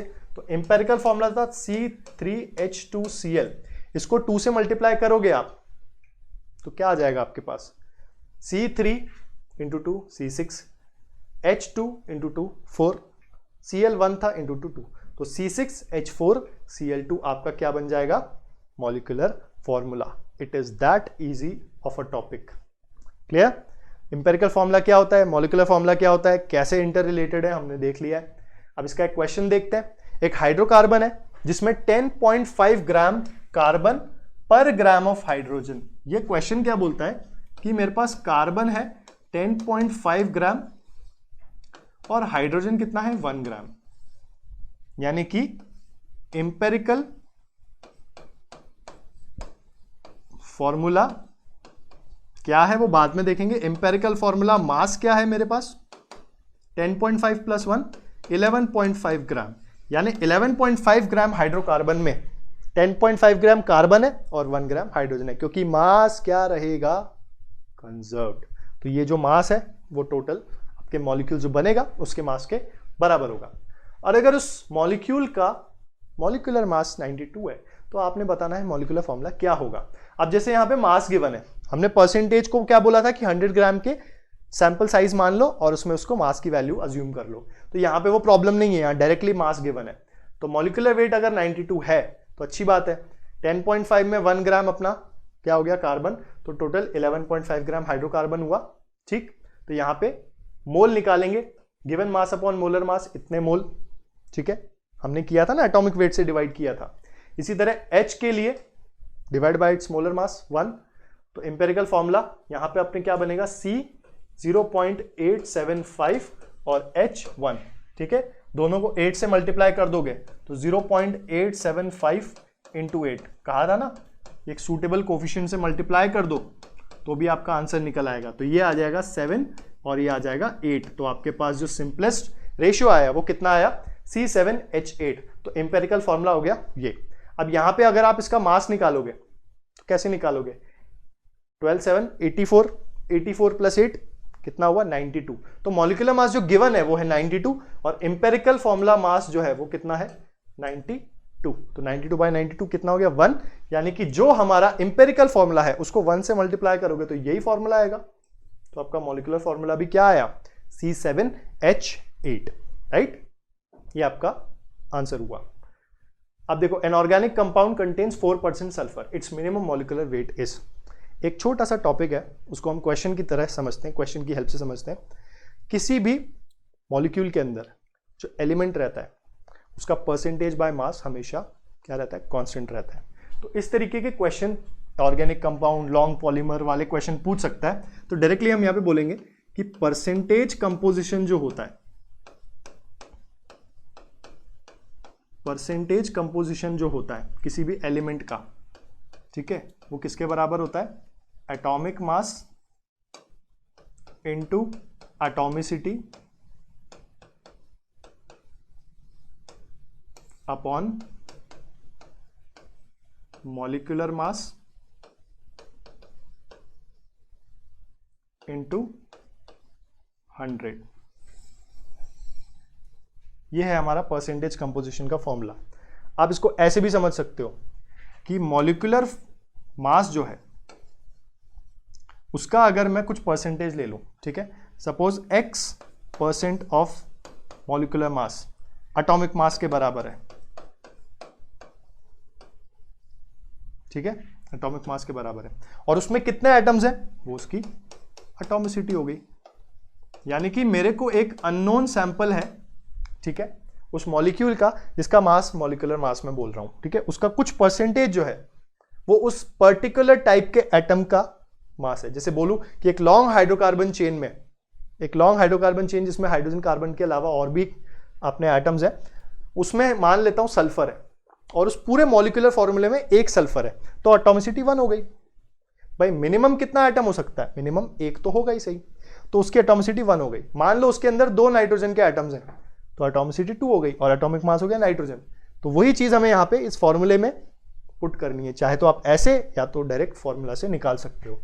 जैसे बोल रहा है एक organic compound contain 4% sulphur, it's minimum molecular weight. ये मिनिमम मॉलिक्यूलर वेट का मतलब क्या है कि एटॉमिसिटी हमको कितनी लेनी है, 1, यानी कि एटलीस्ट अगर उसके अंदर सल्फर है तो एटलीस्ट कम से कम कितना होगा, एक एटम तो होगा उस पूरे फॉर्मूले के अंदर।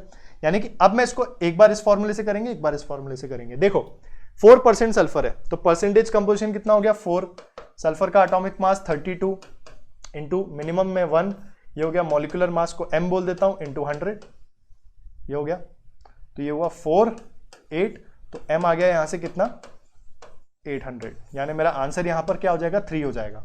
लेकिन अगर मैं इससे करना चाहूं, मैं फॉर्मूला भी ना रटना चाहूं, मैं दिमाग लगाना चाहूं, तो ये बोलता है कि कोई ऑर्गेनिक कंपाउंड है जिसका कुछ एक मॉलिक्यूलर मास है, वो फाइंड आउट करना है, उसके अंदर 4% सल्फर है, तो मैं बोल सकता हूं 4% ऑफ लेट से मॉलिक्यूलर मास m है, उसके अंदर क्या है, मेरे पास सल्फर है, और सल्फर का एक एटम है। कैसे पता चला, क्योंकि वो मिनिमम मॉलिक्यूलर वेट बोल रहा है, मिनिमम मॉलिक्यूलर वेट मतलब एटॉमिसिटी 1, तो यहां से कितना आ गया, अगेन 4, 8, ये 100 उधर गया, तो m कितना आ गया, 800।